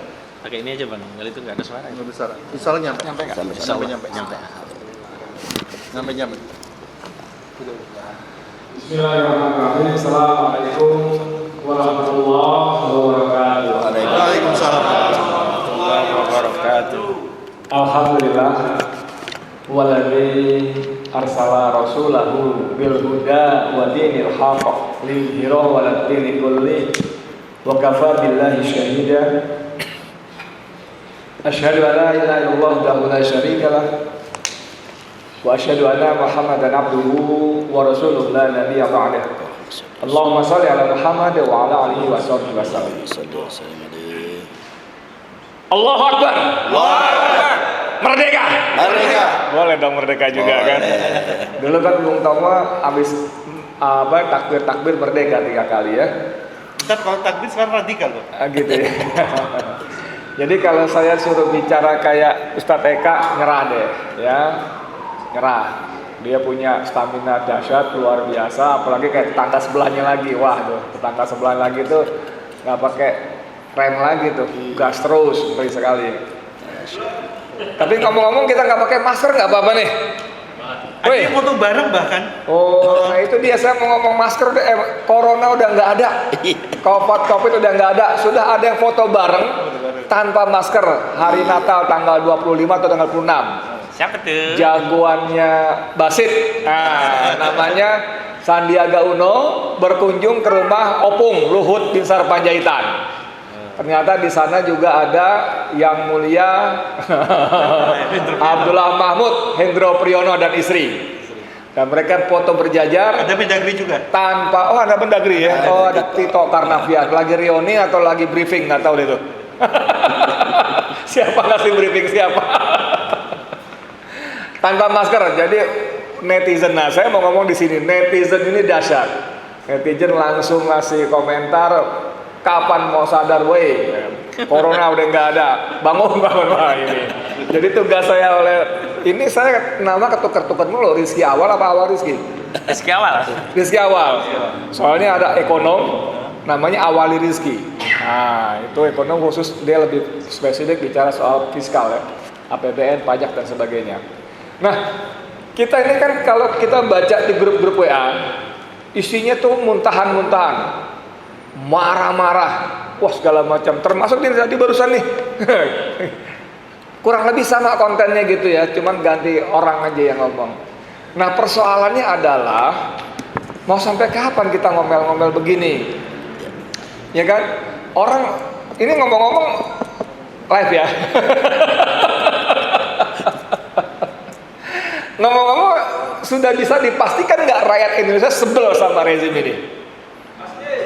Siapa yang berani bilang pasti sebel? Ada nggak coba? Nggak ada, cuma 3 ekor. Yang ini yang datang 2000 nih. 2000 kan nih. Jadi kita kadang-kadang, sorry banget ya, berhalusinasi. Ya, sorry banget ya. Saya sebagai praktisi komunikasi, saya katakan kita berhalusinasi dengan membaca WA yang maki-maki, yang marah-marah rejim, ada PKI perjuangan apa segala macam gitu ya, seterusnya sebagainya ya. Itu kita berhalusinasi seolah-olah, mohon maaf nih, undang-undang ITE atau apa namanya sekarang udah nggak laku ya. Seolah-olah rezim besok kita bisa jatuhkan. Ngeri sekali. Kita nggak boleh loh ngomong jatuhkan rezim, nggak boleh. Saya dipesanin waktu saya keliling Medan Sumatera Utara kemarin, waktu teman-teman Bang Eka bikin reuni 212 Bang Eka, saya ke Medan. Saya reunian di Medan. Itu ada teman ngasih tahu, ternyata aparat sana bilang, udah Edi mau ngomong apa aja boleh. Iya, ngeritik Jokowi pun nggak apa-apa, kita anggap sebagai kritik kinerja. Asal jangan ngomong gulingkan, jatuhkan. Karena yang tugas di sana bukan cuma Polsek dan Polres dan Polda, tapi juga dari pusat. Jadi gara-gara saya ke Sumatera Utara, mereka keluar dana juga ikut ke Sumatera Utara. Nah, ini yang saya katakan tadi, kita berhalusinasi seolah-olah rakyat sudah marah betul. Seolah-olah kita bisa tumbangkan, coy. Mohon maaf lagi ini ngomong contoh doang nih ya, yang lagi mantau-mantau nih.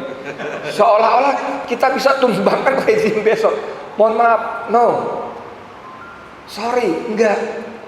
Saya ngobrol dengan para dokter ilmu sosial, ya. Saya sebut nama lah, Dr. Sahgan dan Nenggolan, ya. Ada teman saya masih muda tapi keren banget, namanya Dr. Anton Permana. Ini masih sidang terus tiap Senin ya. Sudah sidang ke 40 berapa tuh? 46, 47. Gila sekali, kasihan bener dong. Sama teman-teman yang lain lah, gitu yang semuanya akademisi yang S2, S3, apa S8 segala macam. Sebagian besar sudah sampai pada titik kesimpulan ini harus tumbang. Wow, dahsyat sekali. Ini harus jatuh. Kita sendiri orang Islam udah marah, udah meluap-luap, apalagi gengnya Bang Eka nih. Dengan pejabatnya saya juga baru tahu ada satgasnya keren-keren, gagah-gagah. Saya kapan-kapan boleh dapat isi formulir di mana? Gitu ya. Tapi saudara sekalian, saya mau kasih bantahan sedikit aja. Kita masih lihat di televisi atau di WA yang beredar itu setiap Jokowi berkunjung yang terjadi apa? Setiap Jokowi berkunjung yang terjadi apa? Kerumunan. Saya nggak ngomong soal COVID-nya, nggak ngomong soal maskernya, saya ngomong kerumunannya. Orang yang oleh sebagian kita dibenci, disebut zalim, disebut munafik, disebut banyak melakukan kebohongan-kebohongan, disebut banyak mengkhianati janji-janji yang diamanahkan, disebut mengingkari janji-janjinya. Itu kalau datang ke daerah, orang masih datang berkerumun, berdesak-desakan, pengen foto, syukur-syukur bisa selfie bareng, pengen minimal bisa nepuk pundaknya, salaman dan sebagainya. Artinya apa? Artinya rakyat masih mencintai Presiden Republik Indonesia Joko Widodo. Cia. Calon menteri kayaknya, calon menteri. Calon komisaris kelewat ya, kalau rendah ya. Tapi ini yang saya maksud tadi halusinasi. Karena apa? Faktanya masih ada. Saya nggak ngerti siapa yang masukin saya ke dalam grup ada. Saya ternyata ada beberapa grup cebong ya. Bener-bener cebong. Saya setiap postingan saya itu dibantai. Dasar Edika terus saya malas baca aja gitu loh. Dibantai terus apapun gitu. Tapi di grup itu apa yang namanya Mahfud MD, Said Akil Siraj, Denny Siregar itu dapat kayak dewa, dipuji-puji. Apalagi juragannya sesembahan yang satu ini, dahsyat sekali. Dan mohon maaf ya, nama grupnya Halakoh Nusantara. Anda kebayang nggak? Halakoh Nusantara. Saya nggak ngerti grup itu apa. Saya pikir, nama keren nih. Suatu ketika saya lagi ngapusin, tekan satu hari kan bisa puluhan ribu tuh. 3 hari aja bisa 100.000 sekian. Saya buangin semua. Saya mampir situ, isinya kayak begini. Itu nama-namanya nama-nama Islam. Kalau lagi tanda kutip bener, postingannya postingan ayat hadis. Dahsyat bos. Saya kan alhamdulillah tiap pagi kirim postingan tuh yang itu. Itu bukan amin ya robbal alamin bro. Bisa lu add gitu. Kandrun Edi kirim doa. Gila nggak? Sampai segitunya. Di situ dipuji-puji. Nah, yang saya mau katakan adalah bahwa orang-orang seperti ini tidak hanya bersemayam di grup-grup WA, tapi ada di dunia nyata. Saya punya teman di FNN, kita ini wartawan tua, rata-rata umurnya di atas 50, rata-rata jam terbangnya di atas 20-25 tahun. Itu ada teman saya perempuan yang saya sebut nama pasti kenal banget. Itu dia orangnya di antara kami dia paling kaya, duitnya paling banyak. Dia tuh kalau nyumbang segala macam itu nggak ukuran ya, nggak ukuran banget deh ngasih makan tuh. Kalau kita mohon maaf nih, kita bakti sosial, kita ngasih nasi bungkus dong. Kita pesan sama warung, tolong bikin nasi bungkus 200, 10 ribuan, tolong nasi bungkus, kan gitu kan. Dia enggak bawa tukang becak Semadiun ke restoran paling mahal. Gitu. Bawa tukang parkir Magelang ke restoran yang paling mahal. Dan itu bukan sekali 2 kali. Gila nggak? Yang gitu orang ini. Tapi yang dia mau cerita bahwa di bawah itu nggak peduli Ahmad Tausinuddin mau ngomong apa, Eka Jaya mau ngomong apa, apalagi Edi Mulyadi mau ngomong apa, nggak ada urusan. Nggak ada urusan. Yang penting mana sembako lo. Itu real. Dikasih tahu, Mbah, Pak D, ini sembako dari pembohong, nggak ada urusan. Penting dapat. Bode, Pak Le, ini sembako hasil korupsi, bodoh amat. Nggak ada urusan, bodoh amat. Yang penting mana sembakonya. Tadi seperti kata kiai kita tadi, memang ekonomi itu kadal ayat nokufron itu benar banget. Hampir-hampir saja kefakiran itu membawa pada kekafiran. Itu betul banget. Mereka nggak peduli itu uang siapa, dari mana, siapa yang bagi, nggak ada urusan. Yang penting mana sembakonya.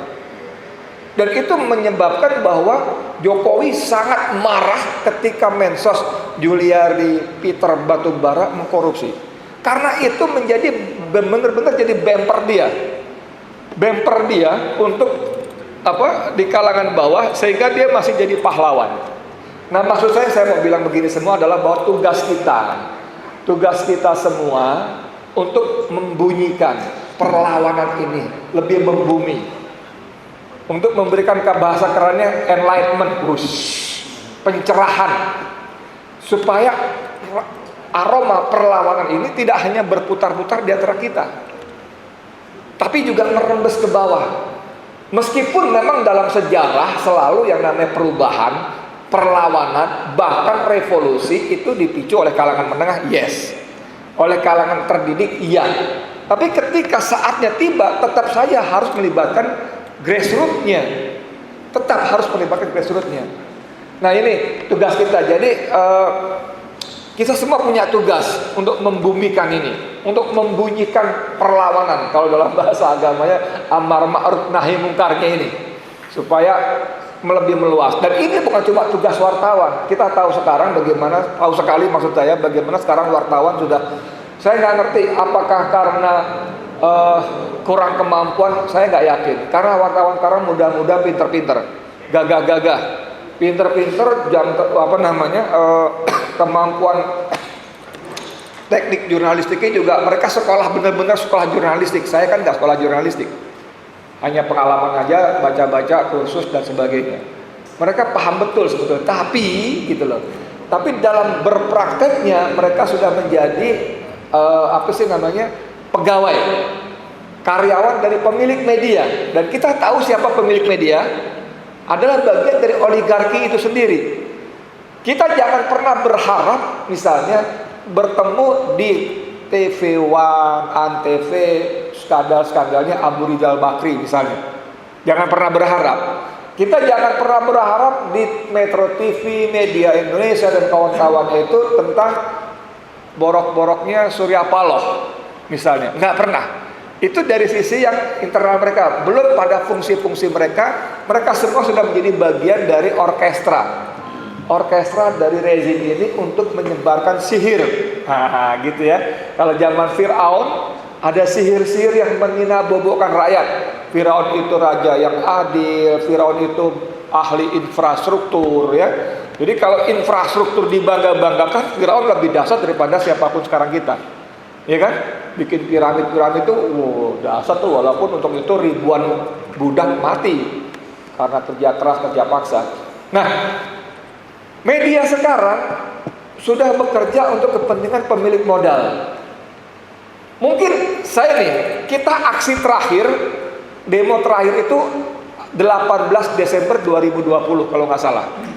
Saya hadir sebagai reporter yang meliput posisi saya di jalan Majapahit dekat perapatan Harmoni. Ya. Lalu di situ ada demonstran yang ditangkap sama polisi, digebukin mahasiswa. Lalu ada wartawan televisi datang ngambil, digebah, diusir, jadi pergi. Dan saya ngumpul sama wartawan muda itu, macam-macam, ada televisi, ada segala macam. Saya bilang, wih, gambar bagus tuh, ambil tuh, sayang tuh. Saya bilang gitu. Enggak bang, percuma bang. Kalaupun kita ambil nggak bakal dinaikin di kantor. Iya. Kalaupun kita ambil ke sana nggak bakal dinaikin di kantor. Lagi nanti kalau kita desek-desekan itu kamera jatuh, mahal untuk kamera, kita suruh ganti nyicil. Gila loh. Itu dari media yang cukup besar, bukan media abal-abal. Jadi bagaimana saya pernah jadi reporter, naik jadi redaktur, naik jadi redaktur eksekutif sampai pemret pernah. Itu bagaimana semua itu melakukan namanya self-sensor, sensor sendiri. Jadi wartawan-wartawan, reporter yang bagus, yang di lapangan fight segala macam itu, jangan terlalu berharap karyanya bisa naik di koran kayak, di televisi kayak, diedit sesuai kepentingan sang pemilik televisi, pemilik media. Nah, artinya mereka punya tugas dengan penetrasinya seperti itu. Kalau kita bicara 10-20 tahun yang lalu, televisi itu penetrasinya paling dahsyat. Saya pernah, yang sekarang jadi MNC TV, saya pegang divisi Litbangnya. Saya dapat data dulu namanya AC Nielsen. Langganan itu mahal, itu miliaran tuh setahun langganan AC Nielsen.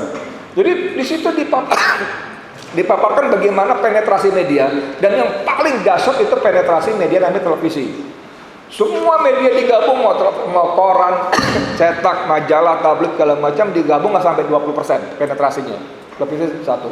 Nah, mereka menyampaikan sihir mereka dengan media itu, menina-bobokkan segala macam dengan versi-versi. Paling gampang contohnya adalah ketika kilometer 50. Bagaimana media menjadi corong penguasa, menjadi corong kepolisian. Apapun yang disampaikan Fadil Imran ditangkap dan disiarkan bulat-bulat. Walaupun itu penuh dengan kebohongan dan fakta-fakta yang dusta. Dimuat habis-habisan. Televisi itu bikin breaking news, bikin judul-judul di bawah itu Laskar FPI serang anggota polisi. Gimana caranya nyerang? Gitu loh. Semua bulat-bulat. Nah, syukurnya sekarang adalah bahwa media televisi tidak menjadi sumber utama. Sekarang sudah digantikan oleh media sosial. Jadi kalau kita ngomong dengar media mainstream, salah, udah nggak tepat lagi. Mereka bukan media mainstream, mereka sekarang disebut media konvensional. Siapa yang mainstream? Media sosial. Di channel ya. Channel-channel perjuangan. Ya. Ah gitu. Jadi mohon please kita lebih gencar. Jadikan handphone kita ini senjata untuk memuntahkan peluru. Kalau kita punya bom, lempar bom lewat sini. Mau dibilang, lu mah cuman pahlawan Kopas. Tuh, pahlawan Kopas. Biarin, nggak apa-apa. Itu bisa kita lakukan. Lu mah pejuang Kopas, biarin, nggak apa-apa. Itu bisa lakukan. Tapi di luar itu mohon dipahami betul-betul ya. Enggak semua rakyat baca ginian. Walaupun hampir semua rakyat udah punya beginian. Karena masing-masing punya dunianya sendiri. Di rumah saya, anak-anak saya dunianya apa? Kosmetik. Ya, anak perempuan kan dunianya apa? Masak. Nggak tahu isi cerita dunia kita, nggak tahu. Nah, itu perlu bener-bener MLM. Tahu MLM? Mulut lewat mulut. Mulut lewat, ketemu di terminal di mana segala macam ngomong. Saya pernah terbang dari kita keliling Jawa Timur yang kapan gitu. Saya pakai pulang terakhir pakai sarung memang. Di sebelah saya anak muda pakai training loreng. Pakai kaosnya kaos biasa tapi hijau. Saya pikir tentara nih, gitu dong asik kan. Saya langsung kasih racun. Kamu tugas di mana, Ci? Kan gue lebih tua. Gue kamu dulu. Siapa? Di ini Pak, disebut Kosrat anu. Oh, dari mana kamu? Gini Pak, gini Pak. Oh. Langsung kasih racun. Kamu tahu nggak? Sekarang ini TNI itu digabung anggarannya mau 3 matra, angkatan laut, angkatan udara, angkatan darat, itu kalah sama polisi. Di handphone saya kan banyak nama jenderal, saya buka jebret. Nih lihat ini tambah percaya. Jadi manfaatkan setiap kesempatan untuk menebakkan virus-virus perlawanan. Iya, boleh nggak kamu gitu ya? Ini bagian dari komunikasi, saudara. Kalau kita hanya berpuas diri main di sini, saya khawatir, benar-benar khawatir kita hanya berhalusinasi. Berpendapat, besok kita bisa tumbangkan, paling lambat minggu depan. Saya ingat ketika saya Didu mengatakan tahun 2020 itu Maret tumbang negara. Kenapa? Nggak punya duit. Bukan tumbang oleh revolusi, bukan. Nggak punya duit. Nggak punya untuk membiayai pemerintahannya. Saya bicara dengan banyak bupati, dia bilang gitu, dengan banyak direksi BUMN. Itu bupati-bupati jangankan untuk memelihara taman, dia bilang, hanya untuk membayar office boy saja mereka nggak punya anggaran. Gila nggak? Tapi ternyata sekarang sudah Desember 2021 masih bertahan.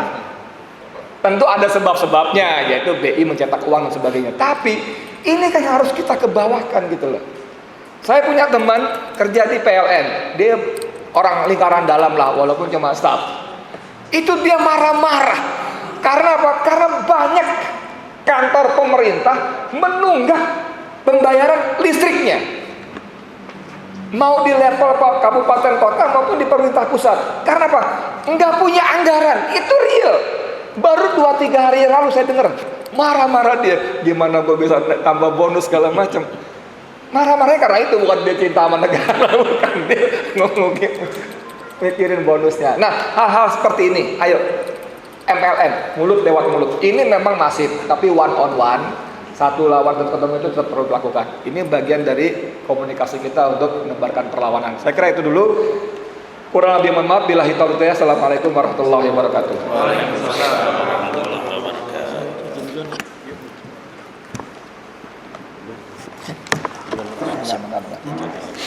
Ya, siapa nih?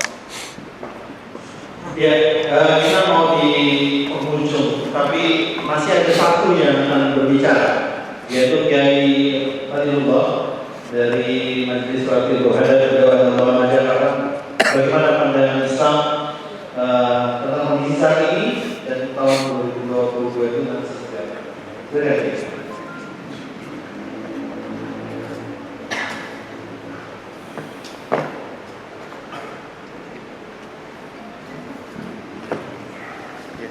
Bismillahirrahmanirrahim. Assalamualaikum warahmatullahi wabarakatuh.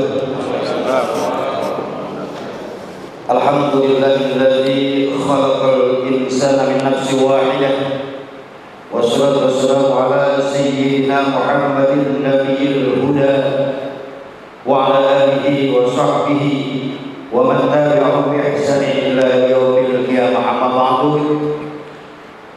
Para saudara sekalian yang dimuliakan Allah Subhanahu wa taala, pertama panjatkan puji syukur kehadirat Allah Subhanahu wa taala, salawat dan salam kita sanjungkan untuk junjungan kita baginda Nabi Muhammad Rasulullah sallallahu alaihi wasallam.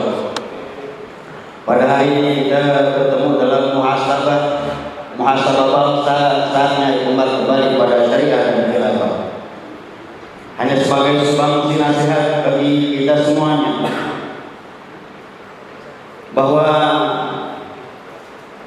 Allah Subhanahu wa taala telah memberikan julukan kepada umat Islam dengan kuntum khairu ummah.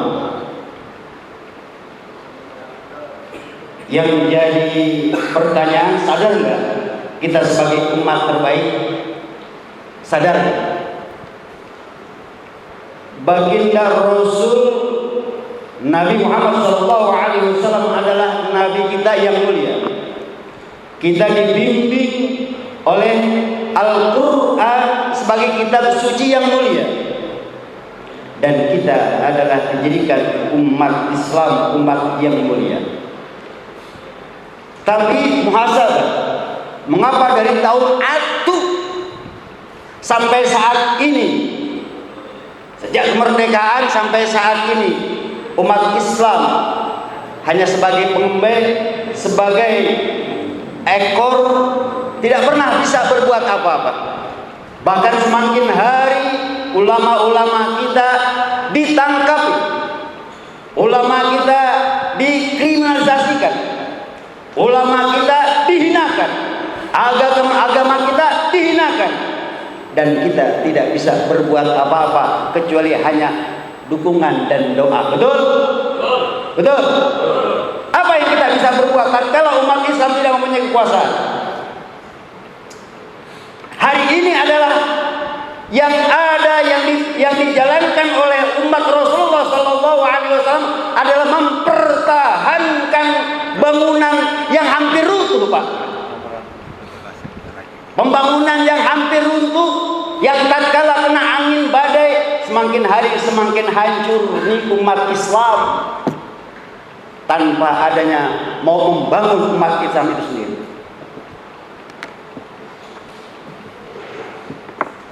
Sehingga apa yang terjadi? Lihat, anak-anak bangsa kita semakin hari telah menjauhkan agamanya. Bangunan-bangunan masjid yang banyak tapi jamaahnya sudah nggak ada lagi. Ini indikasi semakin hari umat Islam semakin lemah.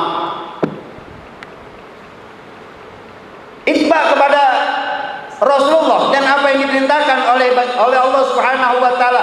Boyo kalau umat Islam mau terbaik, umat Islam mau baik, umat Islam mau sempurna, umat Islam mau kamil, itba kepada Rasulullah sallallahu alaihi wasallam. Saya tanya, Pak, Rasulullah adalah menjadi pengemban apa pemimpin? Rasulullah menjadi pengemban apa pemimpin? Bukankah saat itu Romawi dan Persia telah menguasai Jazirah Arab? Kenapa Rasulullah tidak mau mengikuti sistem yang dibawa oleh Romawi dan Persia? Karena Islam telah sempurna, enggak patut lagi mengikuti sistem yang dibawa oleh orang lain. Saat ini kita adalah menjadi asfala safilin, menjadi umat yang rendah dan serendah-rendahnya karena umat Islam mengikuti sistem yang bid'atun dolalah, mengikuti sistem kubur. Akibatnya berharap demi berharap untuk kejayaan umat Islam, untuk kemuliaan Islam semakin hari semakin musnah. Oleh karena itu, satu muhasabah dalam hari ini adalah mari kita rubah pola pikir kita. Bukan lagi kita mempertahankan Islam, tapi kita memperjuangkan Islam, yaitu dengan tegaknya syariah dan khilafah sebagai solusi problem umat Islam, solusi problem bangsa, solusi problem umat manusia seluruh dunia. Demikian. Assalamualaikum warahmatullahi wabarakatuh.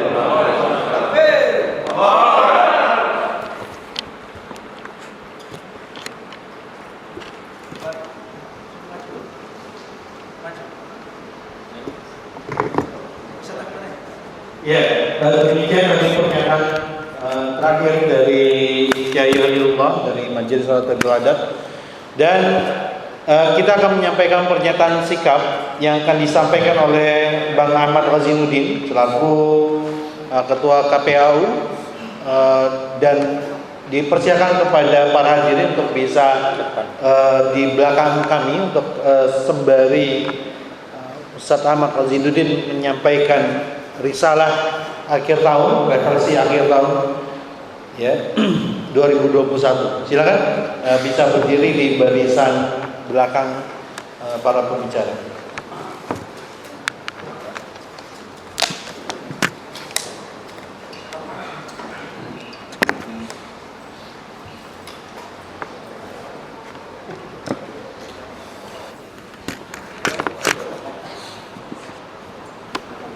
Ya, silakan untuk menempatkan sesuai tempat yang sedia.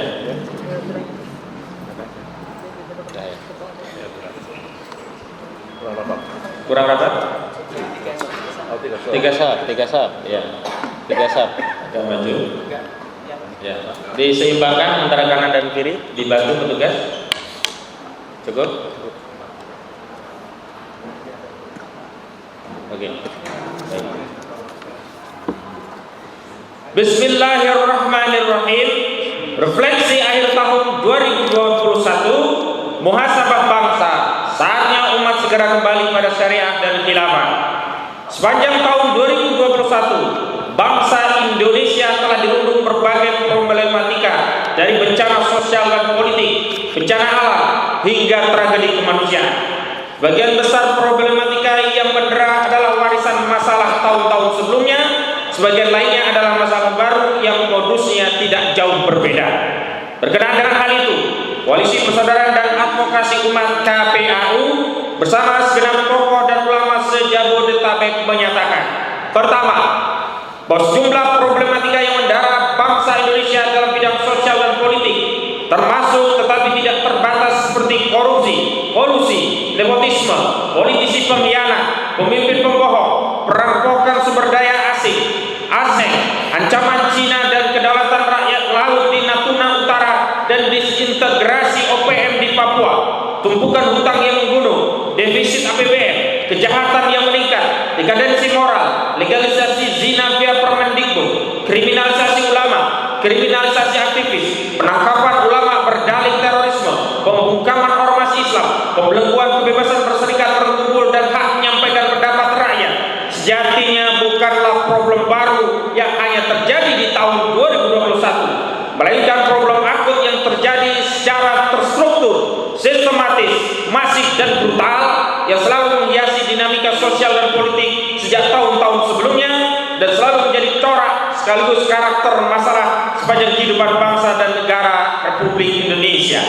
Kedua, bahwa musibah kemanusiaan yang merupakan tragedi kemanusiaan yang diwariskan pada Desember 2020 berupa tragedi pembantaian 6 laskar Front Pembela Islam juga belum dapat dituntaskan pada tahun 2021. Sidang KM 50 yang dilaksanakan di Pengadilan Negeri Jakarta Selatan lebih layak disebut sebagai dagelan, karenanya segenap rakyat mengambil sikap menyatakan mosi tidak percaya pada proses persidangan tersebut. Belum lagi sejumlah tragedi pembantaian anggota Polri, TNI, dan sipil oleh gerakan teroris OPM tidak pernah mendapatkan perhatian serius. Negara justru sibuk mengedarkan narasi perang terhadap radikalisme. Hal ini menyebabkan segenap rakyat tidak mendapatkan jaminan rasa aman dan selalu diliputi teror kejahatan kemanusiaan. Ketiga, bahwa bencana alam khususnya yang terjadi menjelang akhir tahun 2021 berupa erupsi Gunung Semeru yang menelan korban jiwa, harta, dan kerusakan lingkungan menambah deret catatan panjang sejumlah bencana alam yang telah, sedang, dan terus melanda bangsa Indonesia. Keadaan ini semestinya harus dijadikan bahan koreksi total atas sejumlah maksiat yang terus terjadi di negeri ini. Kemaksiatan yang mengundang bencana harus segera dihentikan. Keempat, bahwa upaya rezim yang giat memasarkan ide moderasi agama sebagai program untuk mengkonfirmasi rezim penguasa hari ini adalah anti-kapitalisme Amerika sekaligus pelaksana tugas rezim komunis Cina yang selalu secara sengaja dan terbuka menjalankan proyek pendangkalan akidah yang bertujuan menanamkan kebencian umat Islam pada ajaran agamanya atau setidaknya menjauhkan umat Islam dari ajaran agamanya. Alih-alih melindungi segenap rakyat dari bahaya penjajahan Amerika dan Cina, rezim justru memusuhi rakyat dan memerangi para ulamanya dengan narasi radikalisme. Padahal sejatinya radikalisme adalah proyek Barat Amerika untuk menghadang kebangkitan umat Islam dunia, tak terkecuali di Indonesia. Kelima, bahwa dakwah jihad dan khilafah adalah ajaran Islam sebagaimana juga telah dikokohkan oleh Fatwa Majelis Ulama Indonesia MUI. Dengan demikian, setiap upaya yang dilakukan untuk mendiskreditkan ajaran Islam baik oleh kelompok masyarakat dan utamanya oleh rezim penguasa adalah konfirmasi sikap Islamofobia dan rezim yang anti-Islam. Segala bentuk represi yang berakar dari sikap Islamofobia, sikap yang anti-Islam, baik terhadap dakwah jihad dan khilafah wajib dilawan. Segenap umat Islam harus berdiri di depan membela dakwah jihad dan khilafah. Keenam, bahwa keseluruhan problematika yang mendera bangsa ini disebabkan oleh penerapan sistem sekuler demokrasi. Karena itu solusi tuntas untuk menyelamatkan bangsa Indonesia ini adalah dengan mencampakkan sistem sekuler demokrasi, menerapkan syariat Islam secara kafah, dan segera menjadikan agenda penegakan khilafah Islamiyah sebagai agenda bersama bagi segenap rakyat Indonesia. Hanya khilafah satu-satunya institusi penegak syariat yang akan menyelamatkan bangsa Indonesia bahkan dunia. Demikian pernyataan disampaikan Jakarta 28 Desember 2021 Ahmad Wajiduddin Sarjana Hukum Ketua Umum KPAU, Ustadz Irwan Syamsuddin Ketua Dewan Pembina KPAU, disaksikan para tokoh dan ulama se-Jabodetabek. Takbir! Takbir! Takbir! Assalamualaikum warahmatullahi wabarakatuh. Terima kasih kepada Ustaz Ahmad Wajiduddin dan juga para tokoh dan juga ulama yang sudah hadir pada pertemuan kita pada hari ini. Ini semoga menjadi refleksi bersama bagi kita, dan mudah-mudahan video ini tidak terhenti bagi para sahabat sendiri yang nonton, tapi juga bisa di-share di berbagai grup ya, agar mengakar dan juga melakukan virus-virus kita dalam perlawanan ya. Nah, itu dari kami, lebih kurangnya kami mohon maaf. Assalamualaikum warahmatullahi wabarakatuh. Waalaikumsalam warahmatullahi wabarakatuh.